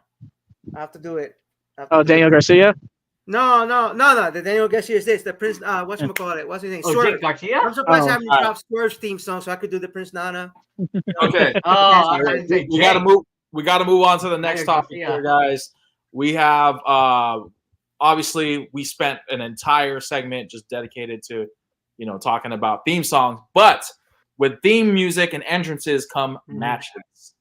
So what I want to know. Ooh, that was a beautiful segue, Rez. Yeah. Thank you. Your most memorable matches or best matches in your opinion, your top 3 and your top 5. Ooh, okay. This out there. Ooh, this is when I get to talk about my Japanese wrestling. Let's go. This is where it gets pretty deep. We're diving in. Pause. But this is definitely something that is very iconic, and I'm sure all of us have memories. But does anybody want to jump in this and be the first person? There's so many matches right now in my head. And okay. That's why I said top 3 or top 5. All right. There's so many. I'm ready to go. I'll go first. Is that okay? Oh no, go ahead. All right. So what do you want me to do first, Rez? Top 3 or 5? Do your whichever is easier to do. Yeah, or whatever is easier to do. I mean, obviously, this one was a timing thing. I mean, I don't think it was the best match I ever saw, but I remember the way that it made me feel and how fucking cool it was watching it live and everything, and watching the crowd just do a complete 180 for Hogan. It was Rock and Hogan at WrestleMania 18. Yeah. You took one of mine. Because I mean, Hogan was definitely going in as the bad guy, and the crowd was like, nah, we want him back. He's back in WWE. And like, I mean, that was pretty crazy, because I have a friend who's a Cowboys fan, so he's already annoying. And we watched it together, and he swore, no, look, no, the crowd's still feeling the crowd. But he was arguing with me during it, and I was like, come on, not at all. Like, look on Rock's face said it all every time Hogan threw him across the ring, Like matches that I watched live. I watched WrestleMania 6 live, so big deal. They whoever had that, whoever set that match up was the writer for that match. They kudos to them. What else did I watch live that was pretty crazy? I'll probably just pick one more, Rez, because I'm already. Well, I mean, being there to see it live, and it wasn't a barn burner by any standards, but the fact that I was there, got some TV time, wore Corey Dillon's Super Bowl jersey, Super Bowl 39 in Boston. Which ended up being Hogan's last match in the WWE against Randy Orton. I mean, seeing him drop the leg and all that, and Real American playing and all that, I lost my shit. Only thing that bothers me about that is I flew to Boston, so I wasn't able to take my chair home. I sat third row, and I wasn't allowed to keep my chair. I had to sell it to somebody outside of TD Bank. So that's heartbreaking. That sucks. Oh, sucks a lot. Yeah, that's terrible, man. Especially now, man. The sentimental value alone on that. Yeah. Rez, you muted. I was gonna say I would have done everything in my power to try and find a way to ship that chair to me. I thought about it too. I was like, I'm gonna ship this shit, ship it ground, whatever. I don't care. I need to get that shit. Yeah. Because when DX came back in early in 06, had Vengeance against the Spirit Squad, and then ironically got some more TV time after that because we went to Raw at the Fayetteville Scope the next night, where Vince and where Triple H did Vince and Shane, and Sean come dancing out like Shane. You know, like you see me standing in the background wearing one of my Pro Bowl jerseys, so got some TV time there. But I got to keep my chair, which I still have here. I got my chair from Vengeance because we drove, but flying to Boston, I had nowhere to put it. Damn, that's heartbreaking, man. I didn't realize what I was losing at the time, you know, but I do now. Yeah. Damn. All right, so that was your top 3 or top 5? I was just going to go with those 3 because I'll sit here like this. And you know, it's funny after the live. After the live's over, you know, I'll be sitting here going, live or pay-per-view wide? No, this is just in general. This could be pay-per-view, it could be regular programming. Okay. Has anyone else got theirs ready? I'm halfway done. I'm writing mine down right now. All right. Oh, give it that. All right. I'm gonna go with my top 5. Number 5. Okay. Because again, I'm a big fan of Japanese wrestling. So it's Minoru Suzuki versus Kazuchika Okada when they wrestled in the rain. That was an amazing match. It was beautiful. It was one of my top 5 favorite matches of all time. I love Minoru Suzuki, Murder Grandpa. He's one of my favorite wrestlers of, like, maybe not all time, but definitely like within the past like 5 years, he's definitely creeped up my favorite list.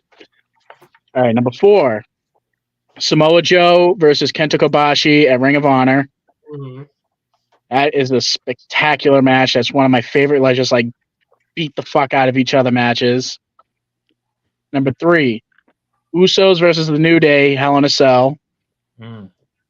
That's like one of my comfort matches. Like if I'm really bored and like I want to watch wrestling, I'll throw that on. Number 2, like that to me.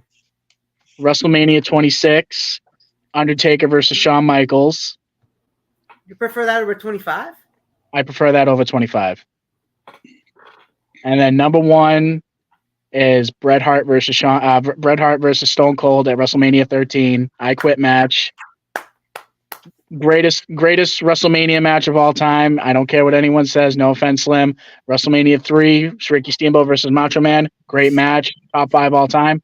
Bret Hart versus Shawn Michaels Bret Hart versus Stone Cold. Why do I keep saying Shawn Michaels? Bret Hart versus Stone Cold is the greatest WrestleMania match of all time and is my favorite match of all time.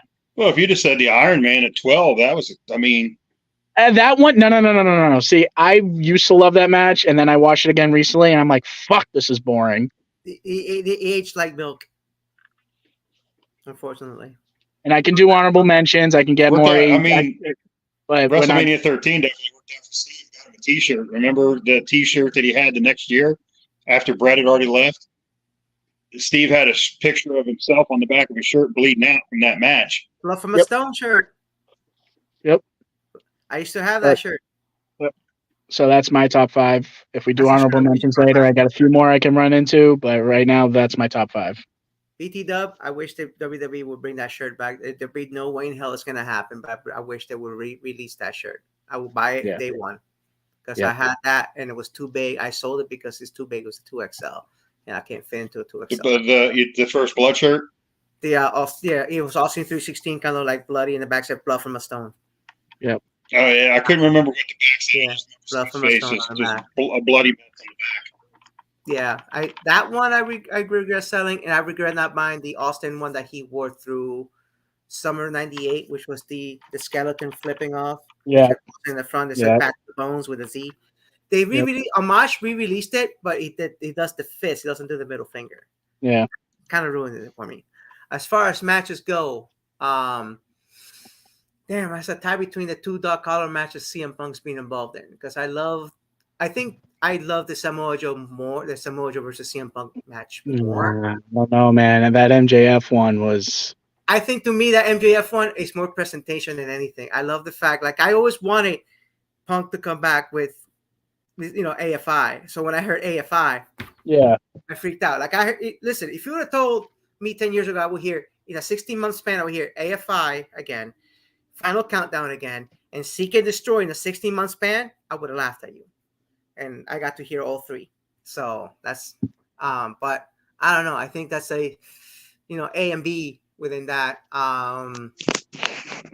Money, believe it or not, I know I'm gonna sound like such a punk mark. The Money in the Bank match with Cena is still. I think that brought me back. Like there's moments in my wrestling fandom where I go through doldrums and just like get bored of wrestling, and the whole that WWE Summer of Punk kind of like brought my interest back from the pipe bomb promo and up. That's not the first time I've heard that.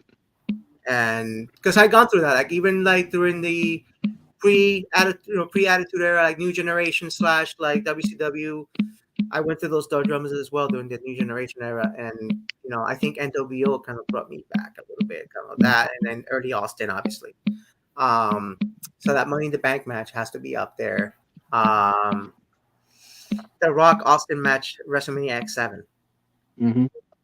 That would be in my honorable mention. And it was a little Russian, but overall, I think out of the trilogy of Austin Rock matches at WrestleMania, that's the best one. And mind you, I was at the first one at WrestleMania 15. Yeah. I was there live, and I prefer the X7 version better. I kind of prefer the 19 version, to be honest with you. The 19 version, the retirement, basically. Yeah, just because of the ending. Oh yeah, well yeah, because Rock finally got one, right? Yeah. I finally got one in. That's 3. 2. I have to go with Steamboat or Savage. That's my number 2. And obviously my number 1 is gonna be Bret Austin. I mean, just the match itself was great, but what it did for wrestling altogether, the impact that it had in the landscape of wrestling altogether, because that basically flipped the script.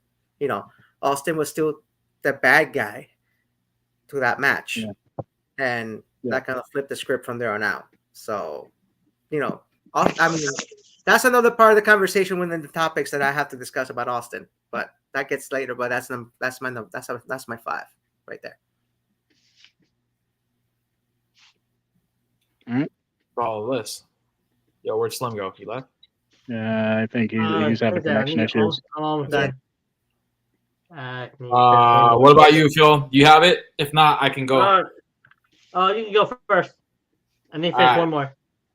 So my top 5 is I'm not gonna lie, it is a bit rushed, but these are the most memorable that stand out to me. And number 5 is going to be The Rock versus CM Punk Royal Rumble 2013. I think that Royal Rumble, the way they built up. Yes, I'm serious. The main event, the way they built up the whole thing with CM Punk being the heel, constantly cheating and having all these interferences by the Shield and whatever. And The Rock coming back, and then the fact that he supposed when the lights went out, and obviously The Rock got slammed through a table, got pinned. Nobody expected that.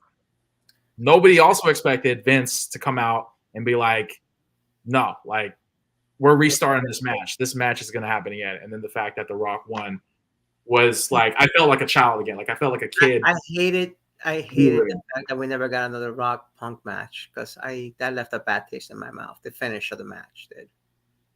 Well, winning with a people's elbow, not the rock bottom, the people's elbow. Well, it is the most electrifying move in sports entertainment. So. Or entertainment. All right, number 4 is Rock versus Hogan, WrestleMania X8. That was a very classic moment to me and many wrestling fans, and I remember that also led to Hogan becoming a face, and I remember they had unless you ask Hogan himself. No, that was always no crime, brother. Yeah, I mean, it was just a great time, and then to see Hogan and Rock come up against the remaining NWO was classic. I thought that was really awesome to see that. Literally, you had 2 generations working side by side, which was amazing to me. and to see that, on the TV screen was just awesome. Number 3 is the 2005 Royal Rumble. Not the main event, the actual Rumble. Yeah. That was a very Mysterio going coast to coast? Huh? That was Mysterio going coast to coast. No, right? no. That was 2006. 2005 is when Batista won it. Yeah, that's Batista, when Batista won it. That was that to me was one of the most entertaining Royal Rumbles I've seen. Because you had like pretty much Vince blowing out both his quads was entertainment in and of itself. Yeah, that was like a WTF moment, and I remember I recorded it on VHS, and I was showing my family who doesn't know a lick about pro wrestling, and they were like glued to the TV because they wanted to know what happened. What's gonna happen next? What's gonna happen next? So that one always stood out to me. Plus, at the time, that was kind of like building up Cena from a mid card to main event player. Even though he didn't win. Right. But there were just so many great moments in there. That also led to this, right? Yeah, and then of course the whole Daniel Puder chop block. I was about to ask. That's the one Daniel Puder got the shit kicked out of him, right? He did. Yeah, he did, and it was it was great. It was really really funny. And then you had like fun. Like it had like everything a Rumble should have. It had comedy. It had serious moments. It had like WTF moments. Like you got to watch it. If you don't know what I'm talking about, watch that Royal Rumble 2005, the main event, the actual Rumble, because that was amazing. I think when it comes to Rumbles, I prefer 07 over 05, especially the surprise at the end. Mm-hmm. That one was good. Yeah, no, that one's definitely up there.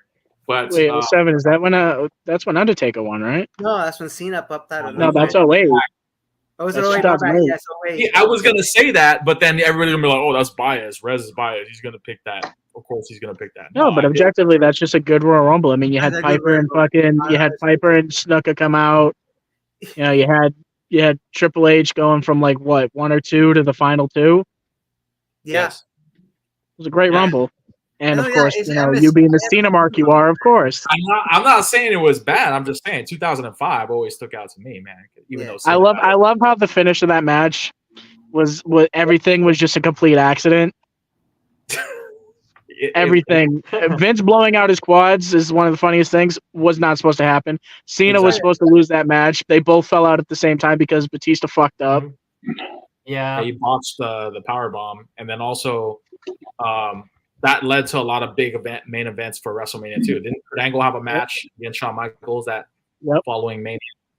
Yep. So that was big too. Okay, what was it? Number 3, number 2.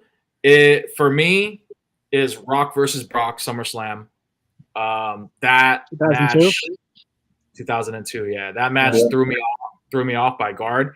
I think that was around the time too when I was like, "There's something going on with this shit. Like, this is not fair. like this should not happen." This is like when I started to realize, okay, this shit is. I think this shit's scripted. It was like Long Island. It was definitely a WTF moment. I love the promos with The Rock and Lesnar, the build up with Paul Heyman, with the next big thing. And I mean, Brock is a freak of nature. Like the dude literally is just out of this world in terms of his. And I just realized, I think we have back-to-back SummerSlams in New York that 01 and 02. 01 was MSG, yes. I think, and 02 was Long Island. Was at Nassau. If I remember correctly, and the crowd turned on The Rock that night. Actually, it might have been the basis of the Hollywood Rock character when he came out. That's right. So, you guys are probably gonna be like, "What the hell? How is that your number 1?" But to me, it's what was at stake. I think that made it such an iconic Mania moment for me. But it was WrestleMania 30, Lesnar versus Taker, when the streak ended. That to me was like a what the fuck moment. Like straight up. You can't tell me that you thought Undertaker was gonna leave undefeated. There's definitely no way. That reaction. There's definitely. I'm sure everybody got like fooled. Their jaws dropped like that dude. Oh yeah, I was. WWE should have WWE should have put him on a shirt. They should have. They really should have. That's my number 1. The memes that came out of that match. That and just how it was at stake. Like what was that stake? I mean, literally, you had a whole legacy of the Undertaker. He's the one on 21-1. Yep, and it ended there. So that's a topic for another day because I know a lot of people feel some type of way about Lesnar being the one to end it, but that's a topic for another day. But that's my 5. Okay. You know, Orton was originally supposed to break the streak, right? But Orton said no. Mm-hmm. Really? I thought it was Edge. I heard it was no. Edge. It was supposed to be Orton at WrestleMania 21, and they were like, "We're gonna have you break the streak." He's like, "I don't want to break the streak. What the fuck?" Was that when he was still doing the Legend Killer thing? Yeah. Yeah, he was. Shit. Yeah, they were gonna have. That's how they were gonna get him like super over. They were gonna have him beat Undertaker's streak, and he was like, "Yeah, no, I don't want that." Yeah, Orton was like, "That's a no for me, dog." That's a no for me. Because that sucked, right? How you make Taker. Yeah. Bro, I'm telling you that shit was a jaw-dropping moment. Like that's gonna stick. It was. You know, for the longest time, people were convinced that that's not how it was supposed to end. That like Undertaker legitimately got knocked out, and they just covered for it. There was literally a petition to reverse the decision. Yeah, after that night. It was legit. That's for the "It's real to me, damn it" crowd. That's right there. exactly. That's where that comment falls in place. All right, Phil. Dude, even Heyman's reaction, almost like he didn't know. Oh yeah. It was shocking. that's because Paul Heyman's the greatest manager of all time. Anyone who says otherwise is wrong. I mean, from a longevity standpoint, but if you put him up against Bobby in Bobby's heyday, no. No, I'm sorry. I strongly disagree with you on that. You didn't live by. See, this is where we're going to argue because you're 20 fucking years younger than I am. I watched Bobby being at. Bobby was the fucking. What do you think, Lou? One of the most quotable managers of all time. Mm-hmm. I mean, Bobby goes all the way back to wrestling in the '60s, like but his manager when he got on the mic, hell, I just the other day I just got bored. I knew he was gonna do that. I watched that. The fucking Who's Sion? What are you talking about? Dude, when he said Jannetty, that coward, he tried to jump through the window. When the Rockers broke up, he's like, Jannetty tried to jump out the window. That coward. The thing is, though, a lot of people hated on Bobby when he spoiled Hogan's heel turn. No, that's totally Bobby Heenan. He hated Hogan. Period. He was still. Is he the third man? Somebody. They went back and edited it and edited over. They went back and edited over Bobby's voice. I gotta hear your top 5, Phil. Yeah. Okay, my top 5: Y2J versus MJF. The rematch, third match. Okay. Okay, number 4. Yeah, it's his third time losing. Yeah. Number 4: Adam Cole versus MJF. Wow. The biggest pay-per-view in UK. All in. AEW matches. Okay, number 3: the Young Bucks versus Yuta brother. And number 2. Yeah, that cage match was really good. Double or nothing. And number 2. Double nothing. Yeah, double or nothing. That one. Okay. Okay, number 2. For the Triple A title. It was the tag team title. It was. Yeah, it was the Triple A tag team titles in Double or Nothing 2019. It was crazy. Number 2: CM Punk versus Jeff Hardy. I Quit match. Steel cage. Okay, I see you. Unless they return. And number 1: Cody Rhodes versus Seth Rollins. Hell in a Cell. Hell in a Cell. Wait, who? Seth Rollins. The Hell in a Cell match. Yeah. Okay. That where you have like the bruised pectoral muscle? Is that when Cody was hurt? Yeah, he had the pectoral muscle completely torn off the bone.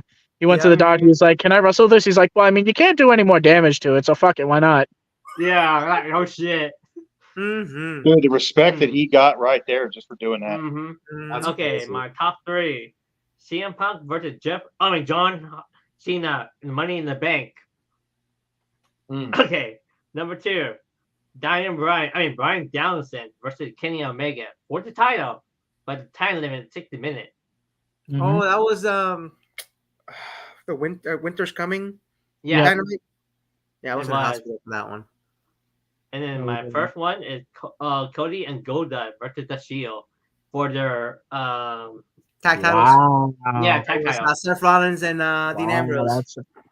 One of the last appearances of Dusty Rhodes. Yep. Okay. I like that. That's sentimental.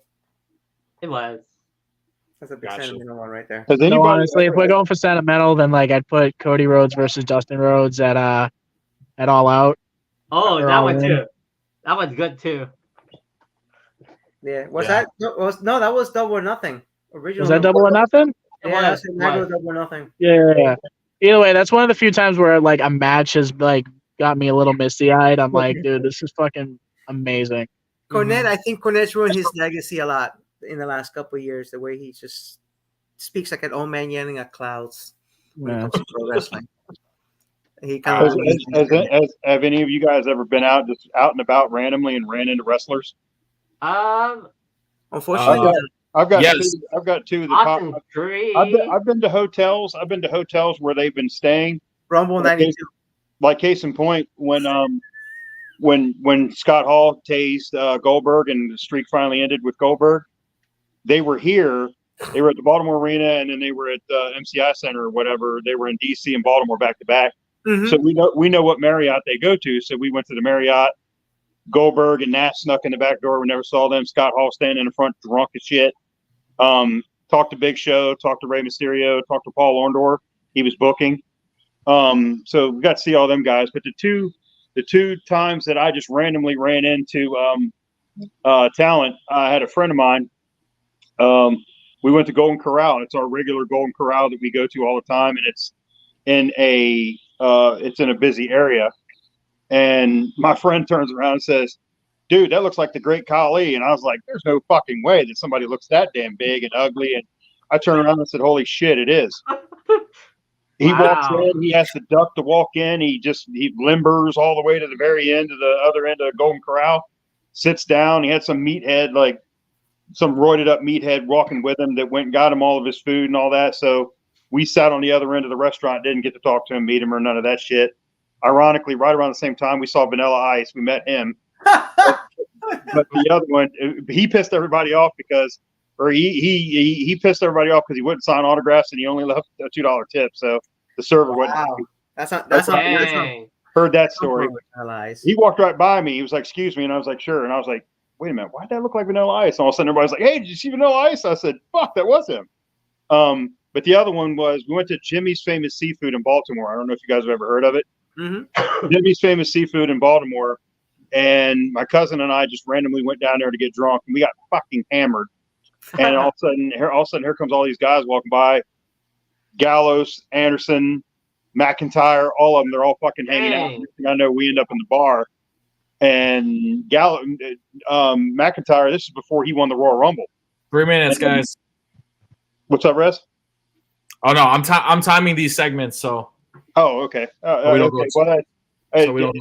So it kind of like we went there and I didn't interact with Gallows and Anderson, but I knew that Drew was. My cousin started talking to Drew. Ended up being kind of cool. I was going to take a picture to send it to a friend of mine, Adam. You know my friend Neiman. He went, "Yo, can you send me a picture of fucking McIntyre?" McIntyre freaks out on me, says he doesn't want me to take his picture. The bartender, who's an Eagles fan, I was wearing Fletcher Cox.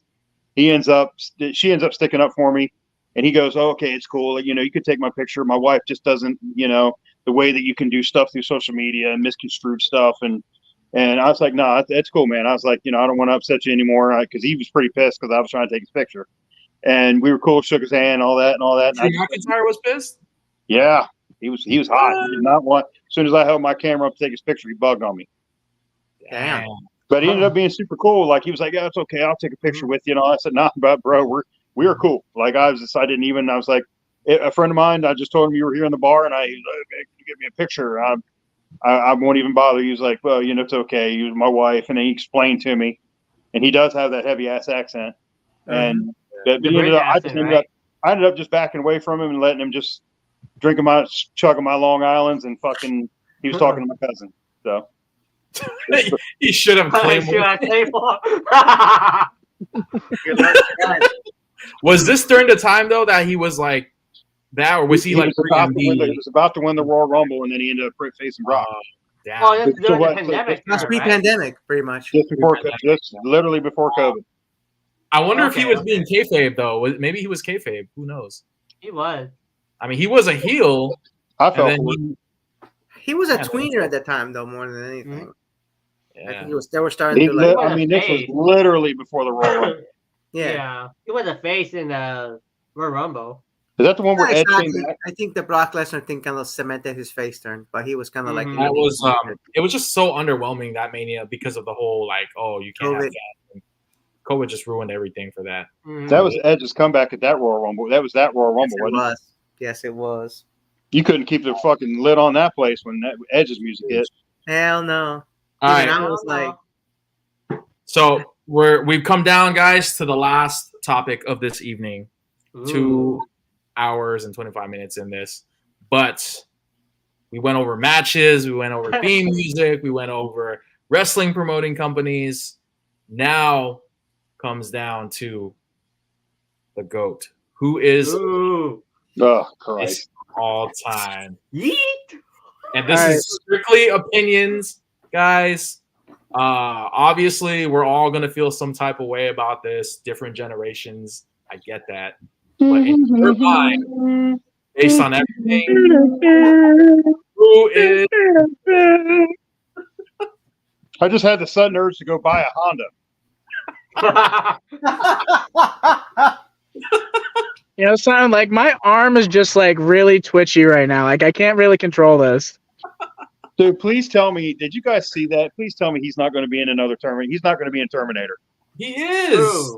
Wait, who? Cena? John freaking Cena. John Cena's going to be a Terminator. Yes. TM 800. Is he going to be a Terminator?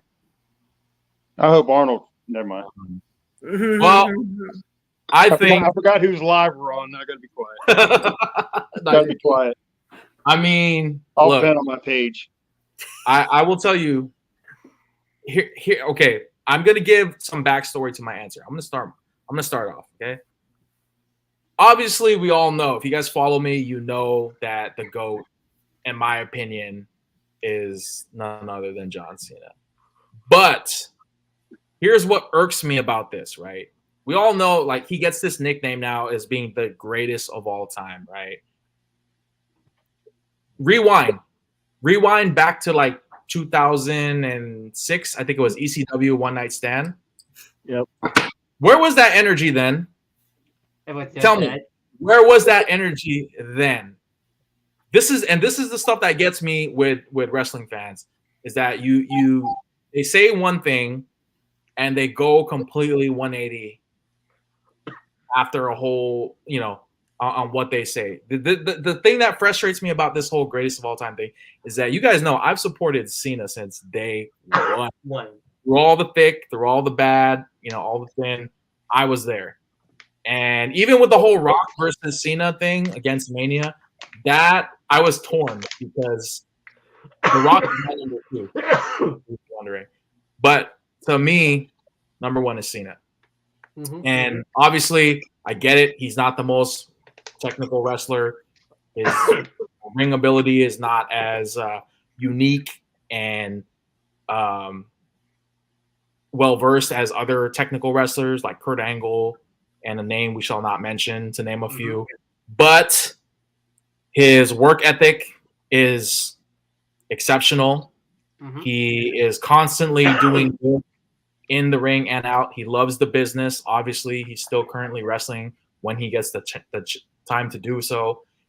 And on top of that, like, the success that he's had in his career is, in my opinion, unmatched. You guys can feel some type of way about that. I'm just telling you from my perspective. To me, he's the GOAT, and he's great on the mic. And I think that's the best thing about pro wrestling, is that you don't have to be the most technical wrestler, but if you excel in your mic skills and your entertaining skills, I think that really can carry your career. And the fact that he's able to be successful with other ventures like Hollywood and stuff. And on top of that, his rap album, keep in mind, guys, that album also did hit platinum. That album went platinum. Which wrestler released a rap album that went platinum? It wasn't Macho Man. I'm just saying. Yeah, man, Holt. Hey. Be a Man. Great album. I'm just saying. Look. Did we release that on vinyl, by the way? Huh? They re-released "Be a Man" on vinyl. Did they really? Or Record Store Day. I think it was this last. I don't collect vinyl, but I'm gonna buy that. Yeah, it was a Record Store Day exclusive, so it's gonna be Poco Bucks to try to find it now. But yeah, I think they released it. I think it was purple vinyl too. This is gonna be a sad day when Rez has more hair than John Cena, bro. That John Cena. John Cena. Is he saying it like fucking what's his face? You know, you've got the big mouth, John Cena. So he's my number one. If you want to know my top five, if we have some time, I'll tell you we can go over top five. But who is your GOAT? So that's many choices. There's so many. You can name so many. I mean, you could say Flair. You can even as far as say Hogan when it came transcending pro wrestling. He was like the Babe Ruth of pro wrestling. The Rock. You know, there's so many names that you could literally make a case for, and some people may disagree, but they're gonna have a lot of people agreeing with you. But my choice could be put in a T-shirt real easy. What? That's fair. Trust me, that's a very, very fair. He transcended wrestling in a different way. He made you okay to root for bad guys. Mm-hmm. I mean, matter of fact, let's circle back to MJF. MJF's current character. You know, he's not. I'm still a scumbag, but I'm your scumbag. You're the scumbag. So, I think he transcended that. I mean, it's kind of. I don't like how WWE likes to rewrite history when it comes to the leader of the Auditora, The Rock. No. It was. I mean, Rock just got his chance because of Austin getting hurt against Owen. Mm-hmm. Yeah, finally, that's a big what if. That's a very good debate. Yeah, that's a very good debate. What would have happened had Austin not gotten hurt at SummerSlam? That's a big what if. Had he been, as healthy as you can be.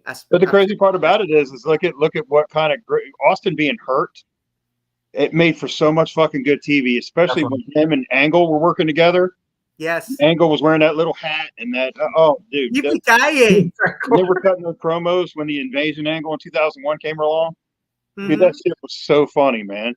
Yeah, I mean, not only that, I think to me, like Austin made it cool to, like I said, he wasn't the prototypical babyface. They even tried that with The Rock at first. He was a white meat babyface, and he got Rocky die out of that. So, Austin changed the way that you look, you cheered, and some people even could go as far as say NWO kind of did that in '96, but at the same time they were still throwing shit at the freaking NWO in the ring. So I don't know how the argument could be there. But that's crazy though, because that just tells you how over they were. Yeah. Oh yeah. So much heat. And I think a lot of people associate the NWO being good to cheer for bad guys because a lot of people bought NWO shirts, which is a whole different. Oh God, they were selling the shit out of those. Oh yeah. Anything Justin is this we got a bunch of haters up in here. Dude, those memes that go around that's got Jim Barney. No, sorry. 5 moves of doom, not 3 moves. 5 moves of doom. Cena has 5 moves of doom, not 3. Oh yeah, what happened to the part where he did this? But I don't know what happened. He had that move. Matter of fact, I think Punk. Well, lightning fist. Matching AEW, he actually kind of did. 5 moves of doom. He kind of did 4 of the 5. So did you guys ever see that one match where they? I'm talking about what GTC's got up there right now. That doesn't even look like the same fucking Hulk Hogan that went over to Japan. Oh yeah, when he fought Muda. Yeah, dude, he was doing like Hulk Hogan could wrestle. WWE just didn't want him to. Right. I remember Bischoff got mad at Goldberg one time, or somebody yelled at Goldberg one time because Goldberg went up to the top rope and did something silly, and he was supposed, and they knew that Goldberg was getting that push, and he went to the back and he was like, "Yeah, that was nice, but don't ever fucking do that again." Oh damn! That's what they told Goldberg. Yeah, it was like because you're getting that push and you're gonna get hurt. Mm-hmm. He did something silly like a flip off the top rope or something crazy. Not the most technical guy. For sure. No. Yeah. I mean, that man cannot sell a drop toe hold. All right. So, who's your GOAT? Who's my GOAT? Was that? This is my GOAT. Are you serious? Really? Yes. Yes. It's my goat. Yo, where'd you get that? Oh, at the WWE. Why don't you give me that? Why? Dude. I thought that's not a hot take. That's a flaming hot take, right? Yeah. I thought CM Punk was your goat. He was technically. Dang. Everything he got fire. What happened? Where's that same energy, bro? You got to keep that same energy, man. Stardust is my goat too. Yeah. Yeah. Listen, all right. I don't hate it. That's fair. That's fair. I think it's too tough to call on that one. I still WWE dropped. He still has a lot left to prove yet. Yeah, I think Triple H, whoever's running creative, I think they kind of, and everybody said it too. I think they dropped the ball not giving him the title at Mania. Mm-hmm. See, he gets it. I mean, you go with what's hot, and Cody's hot. Mm-hmm. Cody was on fire. The matches he had when he was hurt, the Mania debut and the match that he had when he was hurt, both of them against Seth. Yeah, they tore the fucking house down. Yeah, I mean, even when everybody, it was the worst kept secret, and he was gonna win the Rumble, and he still got the reaction he did winning the Rumble. Like like it was no surprise. I think I know who GTC's goat is. He's brought up Barry Horowitz a few times. About Barry Horowitz. That's his goat. Dude, when he came out at the 96 Royal Rumble and Kurt Hennig was on commentary, he goes, "Oh my God, it's Barry Horriblewitz." Yeah. That's crazy. Hey man, Kurt Hennig. Shout out to the 96 Royal Rumble, by the way, the first Rumble that had music for every entrance. Mm-hmm. That made me mad. I like the 89 Royal Rumble was my favorite Rumble, which is the first one on pay-per-view, the first 30 man. But the only 3 songs played. It was Demolition, because they were 1 and 2, and then Hogan won it. Those are the only 3 you heard in the entire match. That sucked. Yeah. What about you, Adam? Who's your goat? I'm pretty sure I know your answer, but all right, who do you think my answer is? Tajiri. Tajiri? No, he's shortlisted, but no, not Tajiri. Minoru Suzuki. I think that your goat is. I think you mentioned it a few times already, but you said it was New Jack. Yeah, it was definitely New Jack. No, my personal goat is Dusty Rhodes. Oh yeah, like he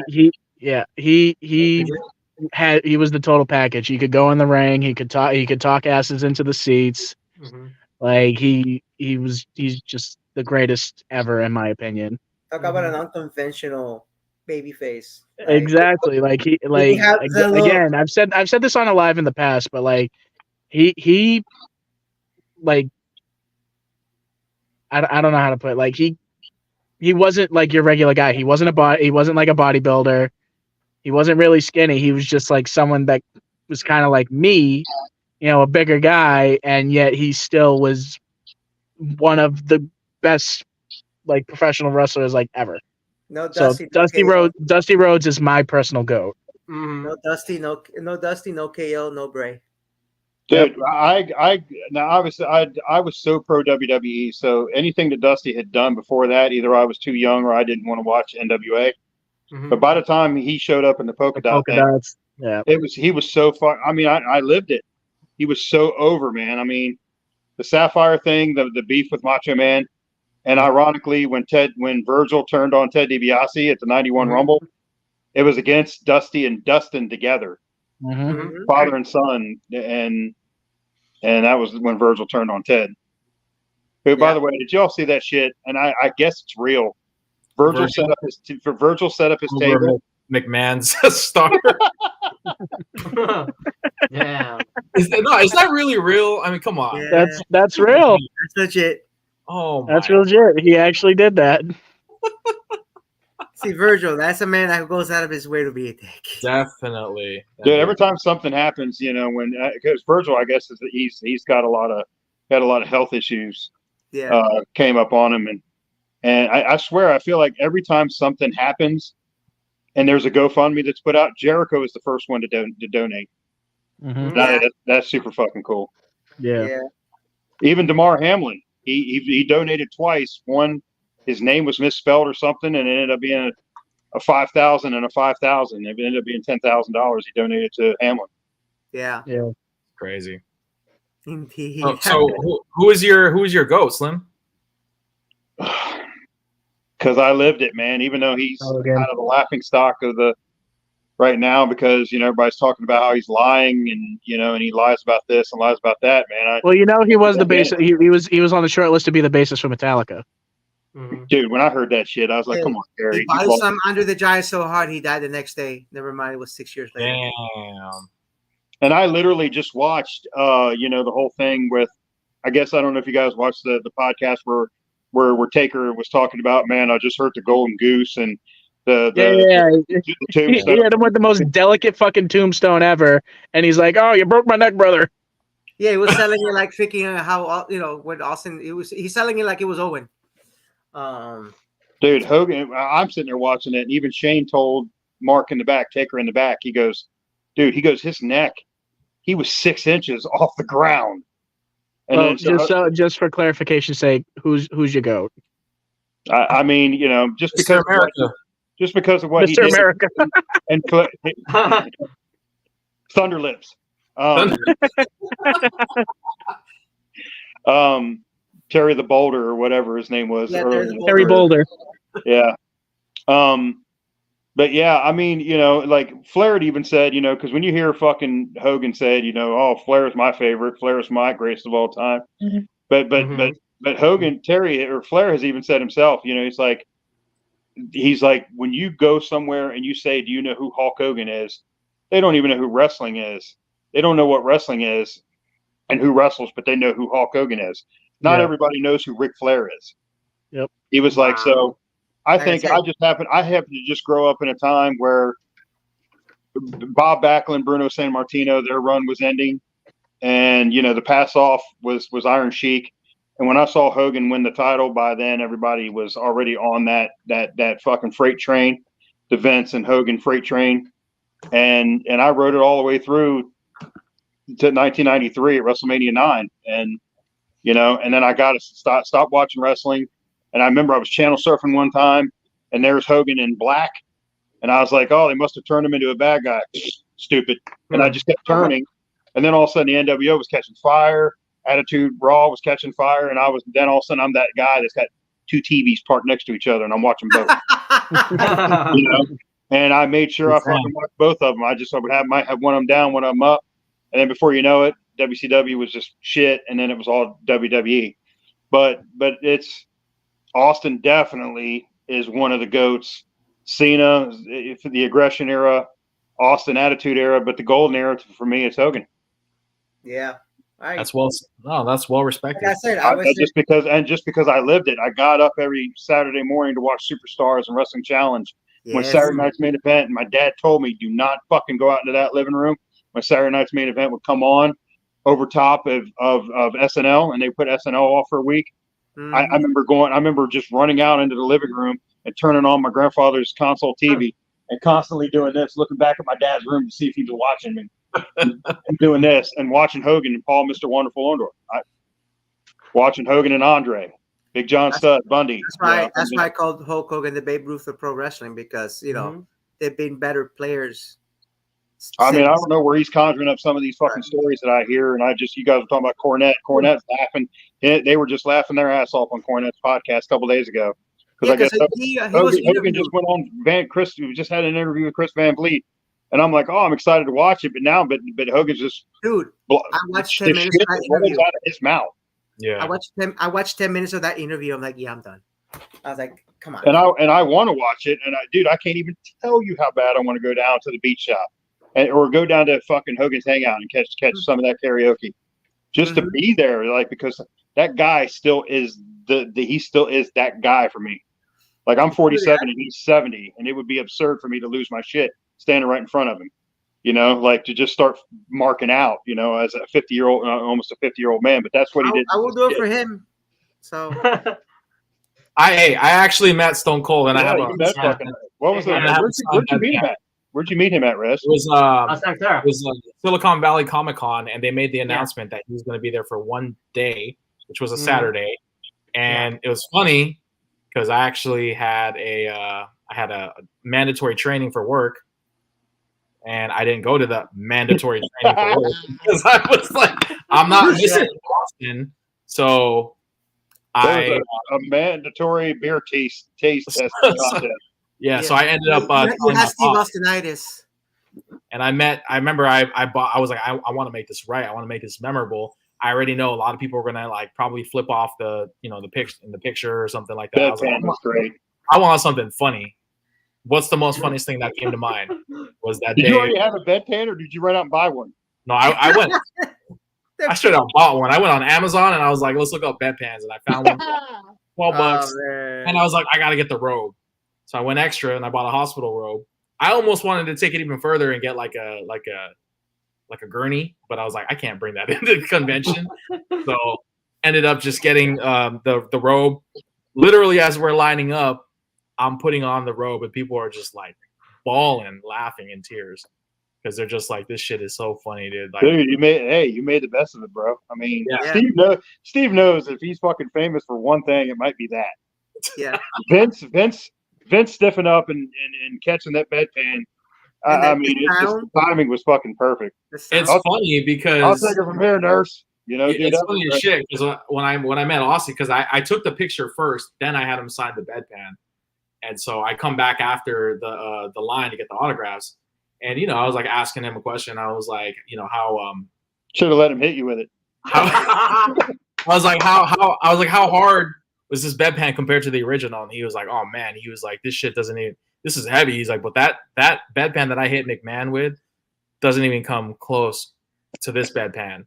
Or he was like, the bedpan you have doesn't even come close to this one. He's like, I hit him hard. He was like, I fucking hit the shit out of him. For the fences on that one. Bro, like, can we just talk about the way that it came out of nowhere? Like Steve just reached back and Vince that noise is literally the greatest noise of all time. That I'm telling you right now, like verbatim, like he was like, I hit the shit out of him with that bedpan.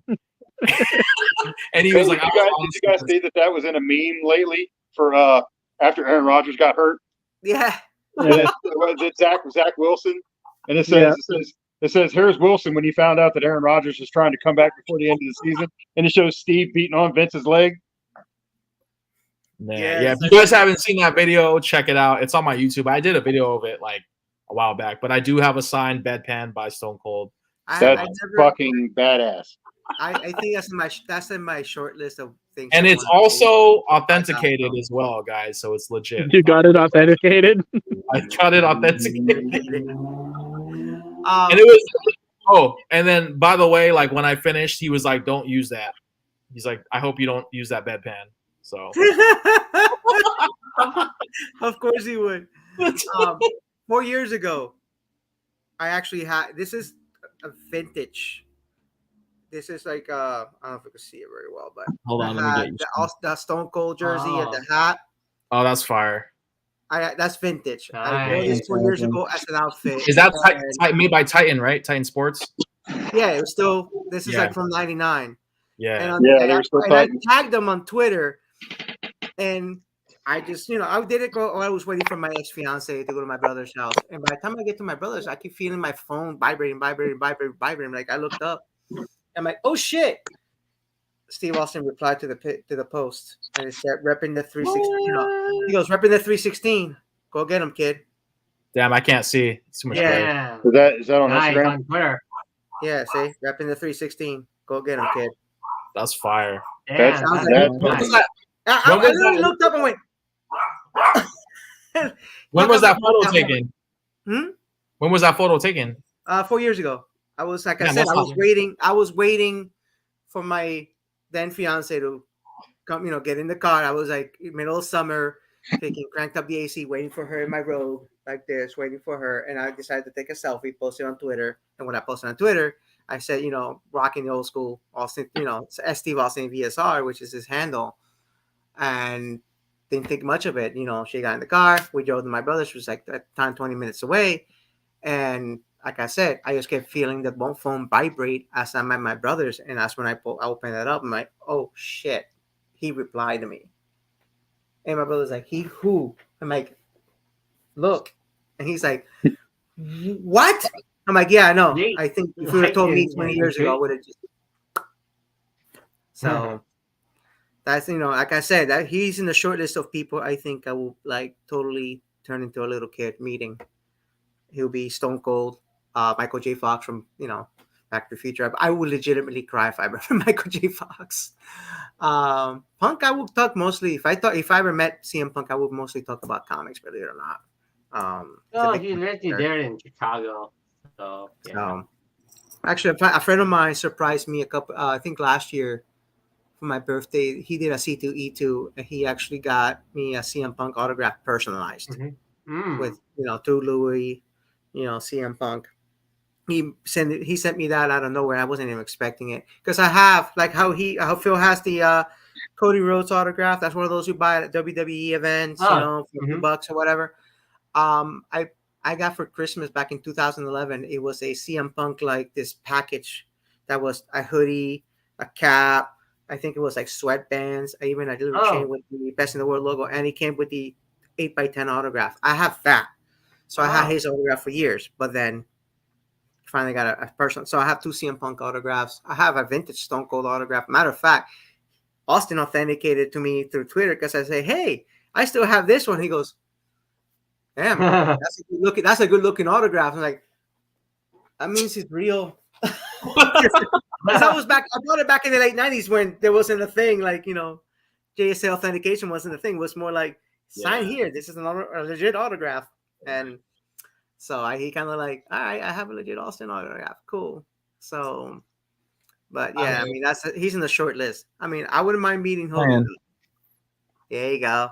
I've seen that, bro. I have to show this, man. I have to show this. Hey, nothing wrong with meeting Cena.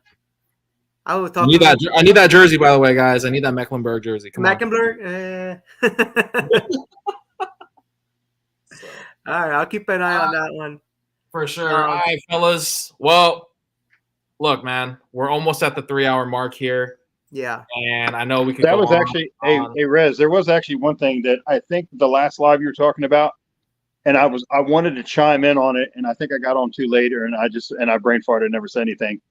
But during COVID, I'm trying to remember exactly what your topic was that made me think of it and wanted to bring it up. But during COVID, I had a chance to do a one of those online those FaceTimes with Peter Cullen and Frank Welker, Optimus Prime and Megatron. Megatron, nice. Yeah, I guess he was Galvatron afterwards. After the movie, after Leonard Nimoy played him, but. I had a chance to do. They had a thing. It was, I think it was like $150, and you got to talk to both of them at the same time, or you could talk to one of them for a reduced rate. Right. And my cheap ass, I didn't do it. So and that would have kind of gone in and coincided with what you guys were talking about on your other live, the last one I was on. But yeah, I had a chance to sign up and talk to Peter and Frank, and I was 8 years old when G1 came out, and I was glued to the TV. I mean, that He-Man and Thundercats, yeah, those were my three. Those were my 3 go-tos. But so I'm kind of mad that I didn't do that, and the fact that fucking Peter Cullen still and Frank Welker still does other stuff too, but he hasn't done Megatron, but Peter still does Optimus. Crazy. It's still active. It's still pretty active out there as voice actors. Like the great Wayne Gretzky once said, "You miss 100% of the shots you don't take." That shit, trust me, I know, man. I know the feeling. I actually did something similar to that with Stan Lee. I had many opportunities to meet him, take a picture with him, get something signed, and never took the opportunity. He passed away, unfortunately, by the time I was able to do it. That's why I feel lucky I met Kevin Conroy. That's another one. Yeah, Kevin Conroy as Batman was another one. That was actually by chance because I went to Wizard World in 2015 and I had tickets to meet Stephen Amell, and I had the Stephen Amell, Katie Cassidy dual photo up. Matter of fact, if you guys look at my YouTube picture, my Google picture, it's me, Stephen, and Katie, and we're doing the Mega Powers pose. Yeah. Nice. So, because I was my brother's idea is like, I need to include Katie somehow in this thing. I want to make it wrestling, but I don't know how to include her. And then he goes, Mega Powers. I was like, oh. So when I showed Steven, when I got his autograph, he's like, oh, yeah, we're definitely doing this. We're doing this. We're doing this. And when waiting in line for the photos, they're literally being told, don't touch them, don't hug them, no, nothing. Get your picture and get out. That's basically what they're telling you over the loudspeaker. As soon as I walk through the curtain, Steven goes, oh, this is a good one. This is a good one. You're going to like this one, Katie. Show Katie the picture. Show Katie the picture. And I pull out my phone. The guy said, no. He goes, no, it's okay. Show Katie the picture. And I showed her the picture of Mega Powers and that we did the pose. And they actually both hugged me. He goes, thanks. You actually, did something. I'm like, no, thank you. I had a rough year the year before at the time. And I was like, this made my year. Thank you. And as I'm walking out of the tent, they print out the 8x10. The guy's like, this you? I'm like, yeah. He goes, what is this? I'm like, Mega Powers. And like, oh! So that was even before his wrestling debut, by the way. So, within the same Comic-Con, I knew Kevin Conroy was signing autographs. So I brought my volume 1 of the DVD set with me just in case I had time. And thankfully, I had to actually go around and wait around for Steven to go back to the autograph line.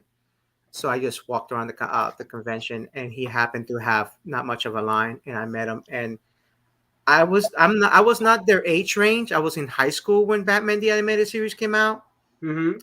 But I still he's my Batman. I read to this day, if I read a Batman comic, it's Kevin Conroy. Definitively, Kevin Conroy is Batman. And he did the voice for a second. I melted. It was over. And I only took a normal picture. I'm like, can I take a selfie with you real quick? And I took a selfie and sent to my little brother. My brother was jealous for a year. So, but I'm grateful that I met him. It's not many celebrities that will pass and I will legitimately cry. And he was one of them. I know Bray recently passing away suddenly was a big one. But Kevin, I was at work when I heard news Kevin Conroy passed away, and I had to go to the stockroom. I had to go to the stockroom, just get it together, because it's like my teenage years just died right there. And I still watch the animated series right now, even though I'm currently watching The Batman, which is the series that was released in the early 2000s. That was basically had the tough job of following up the animated series. It's not bad, actually. I'm like 8 episodes in. It's not bad at all. But yeah, that's again. You had a wrestling topic tonight with No Big John. What happened there? He was in the comments, but I don't know. He didn't hop on. He must have been on the road or something. But you guys follow him. You see how many fucking people he's been rubbing elbows with and getting autographs and. Yeah, dude, it's going to get harder. It's going to get easier to figure out who he hasn't met. I mean, that's it's going to be easier to figure that out. Yeah. Like I said, don't take every opportunity you can to meet your heroes, man. You never know. All right, fellas. I mean, I need to start wrapping things up here. We're literally just about at the 3-hour mark, man. But I don't mean to cut you guys off, but I do want to thank everybody, like I said, man, who hopped on this live. This live was a lot longer than I would have thought I would have went for, which is great. This goes to show how passionate we are. How passionate. I was watching, like I said, I was watching something random. I was watching something random, like an old NASCAR race or something. I was like, oh, wait a minute, Rez is live. And as soon as I heard y'all favorite theme songs, I'm like, fuck, where's the link at? I'm trying to find a link to get. Hey, look, I can't take all the credit. Big ups to Uncle Lou and Adam for suggesting some of these topics, man. This was definitely a live that wouldn't have been possible without their help. And Phil, consider we've been hijacking with the last few lives with wrestling talk here and there. I think this was actually inevitable. Yeah. No more wrestling talk again on the lives. Rez, real quick. Rez, did you see what I put for? I took Slim Pickens down. Did you see what my name is? No, I didn't. That don't work for me, brother. Adam says something that works for me, brother. I'm like, oh, it's the anti-Hogan. But yeah, guys, if you missed this live, don't worry, you can watch it. I will make it playable after I end the live here. But also, I do these lives every Wednesdays, 6:30 p.m. Pacific Standard Time, 9:30 p.m. Eastern Standard Time. It's not always wrestling talk. I wanted to dedicate a live just for wrestling because I know a lot of people really are passionate, like myself, with pro wrestling. And I know a lot of times we don't really get that because we have other topics like jerseys, sports, and other things, collecting. So, I definitely want to thank everybody that hopped on here who shared their 2 cents. GTC, big shout outs to you. It's definitely not something that happens every day, but when the chance and opportunity comes, I feel like you should definitely seize that moment, man. This is not the last wrestling live. I might do another one again before episode 100. Amen. But definitely, I will keep you guys posted with the updates on that upcoming live in the near future. But yeah, do you guys have any closing statements before I end it? I got one. Sometimes I get asked why you like pro wrestling, why you love pro wrestling, and I think at this point, loving pro wrestling is like those old Apple Jacks commercials. I just do. I fell in love with wrestling when I was a 10-year-old. I'm 46, and I don't see it stopping anytime soon. Just if you're not into pro wrestling, if you're a casual or you haven't watched it in a while, man, just give it a shot. There's so much out there. Just go for it. Who knows? You might like it. So I've been asked on a few occasions why I enjoy wrestling, and to quote Big E, I just enjoy big meaty men slapping meat. Pause. That has to be Big E, man. That has to be Me. For sure. Sean, do you have anything? No, I mean, I saw yesterday that you were on it. You posted on Instagram that you were going to do a wrestling thing tonight, and sorry I got on so late, but I made it, and better late than never. And of course, if you do another one, I'll make sure I'm on. Definitely, man. I will keep you guys posted as well. Follow me on social media platforms. If you guys can do me a big favor, please give this live stream a like, a thumbs up. And also, if you're new and you like this, please consider sharing this live, subscribing to the channel as well. I'm on the road to 3K. I'm almost there, guys. A little under 150 more subs before I hit that big 3K. But like I said, guys, I do appreciate all the support nonetheless. Stay tuned. I do have some videos coming sometime this week. I'm going to try and upload something by tomorrow. If not, definitely for sure by the weekend. So on that note, guys, that's all I got. Hopefully you guys didn't get too bored from this live stream. I know we're 3 hours in. That's definitely a marathon, but appreciate you guys like always. And it's just a 3-hour Raw. It's a Monday Night Raw. Yeah. So on that note, guys, I'm on the live. I'll see you guys hopefully again next week. This would be AEW. Yeah. Tribal Chief is out. Yeah. Right? Peace out. Peace. Peace.